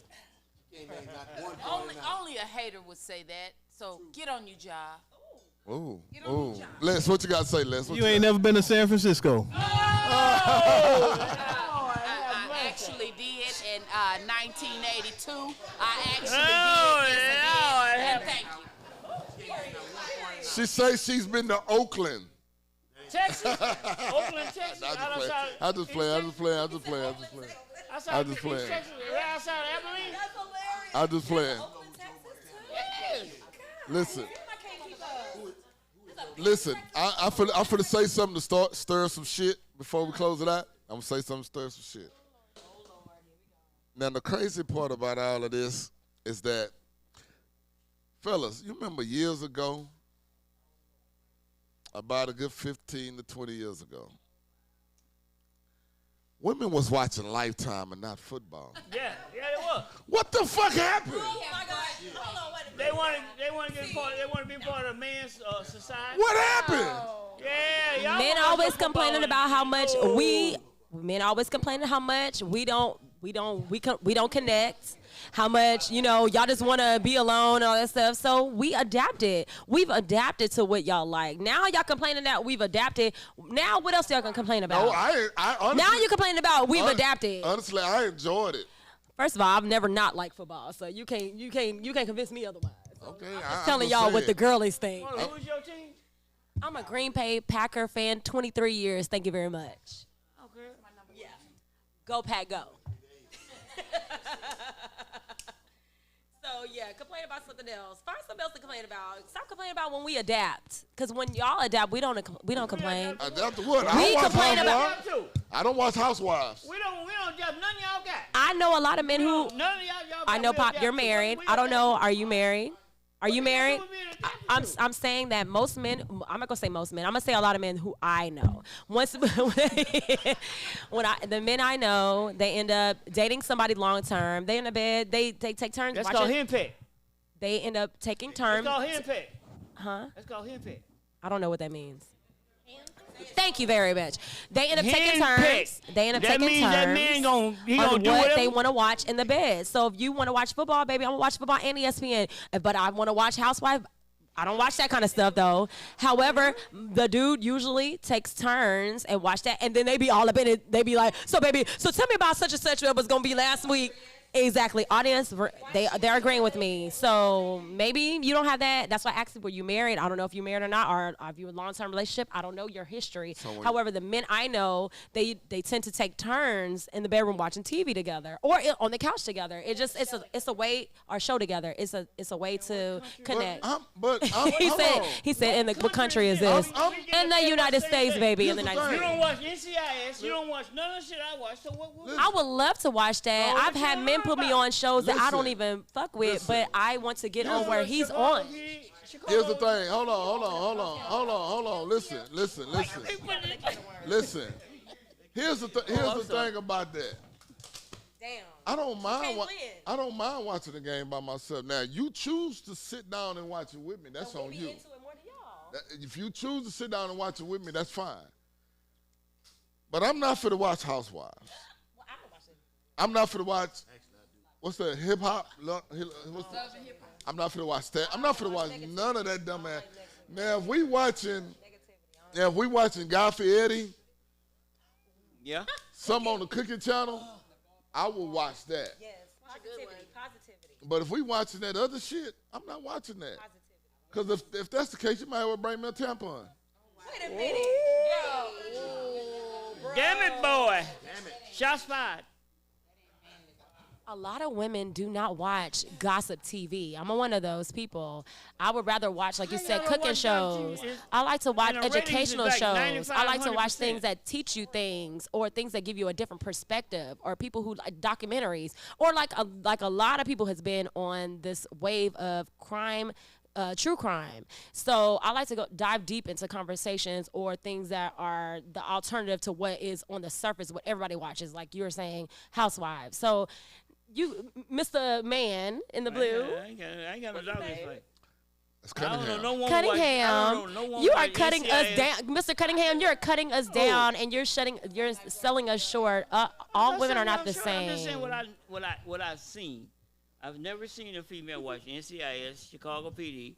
I like it. It's good.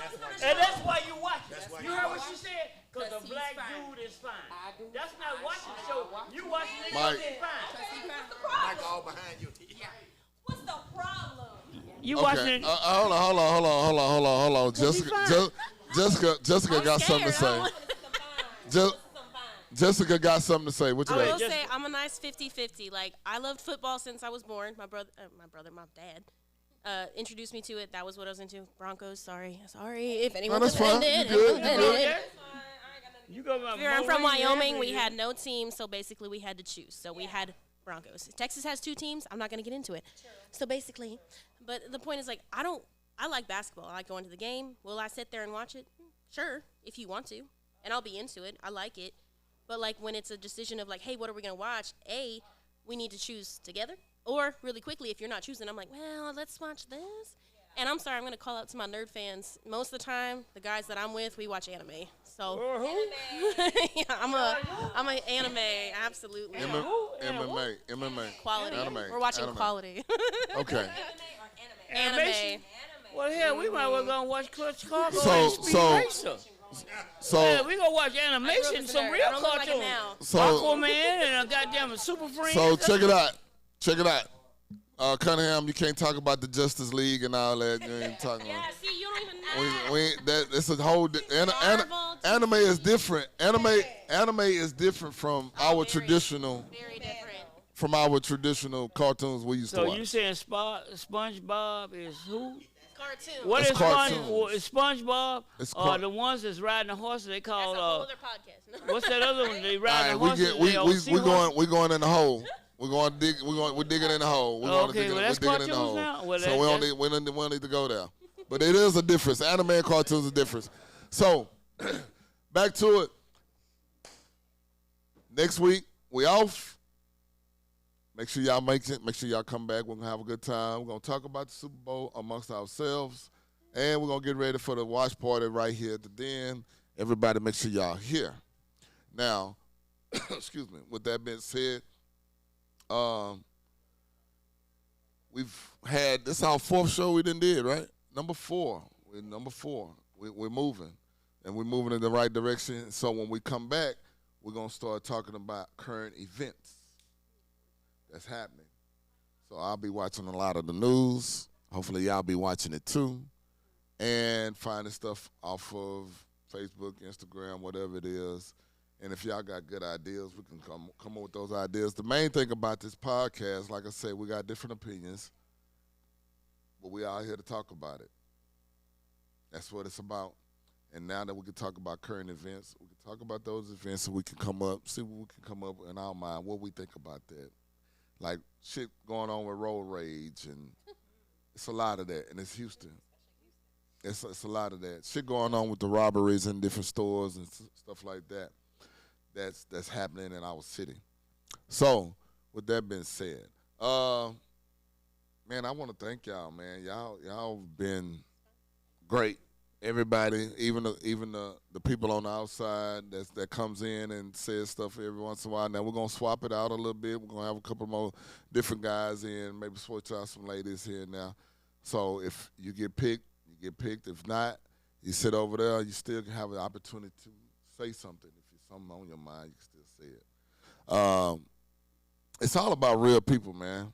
It's all about being authentic and getting a point of view from other people about life. Getting a point of view from women as men, because we need to know. And when you know, we do. Yeah, go ahead, Cunningham. What you Go ahead. I just want to. Go ahead, man. The ladies you got are strong females. Yeah. Had a lot to say. I learned a lot. You definitely got to get them back. Yeah. They on point with their opinions. And it's fun to go against them. Yes. But it's not a challenge, but it's interesting to see what's going on the other side. And here and the new people who's been on here came on. Thank you, ladies, and you're always welcome. Don't let this be the first time. Don't let the last time y'all come and join us and be on this here, because it means a lot that we can hear this here from everybody from different perspectives of life. And don't feel, and Jessica, I'm sorry, don't feel like you're the token white lady. Well, but I didn't want to call the elephant in the room. Yeah. But, shoot. But hey, hold on. But listen, honestly, Jessica has been a really good sport amongst everybody. I try. And everything has been, Opinions don't care about. Yeah, see, and that's why she's here. Because when I met her in here, I went to shut up. No. I listened to her, and I say, "Oh, you'll be good for what we do." Now you can get some people, and you listen to them, like, "Oh no, this motherfucker is not either wrong." Yeah, but God damn, Cunningham. There goes. But hey, listen. I don't know about 4 or 5. Listen. But listen, but I want to, once again, I want to thank everybody for being on the podcast.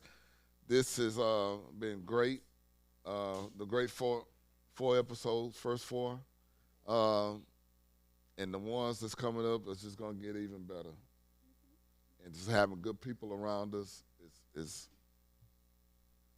great.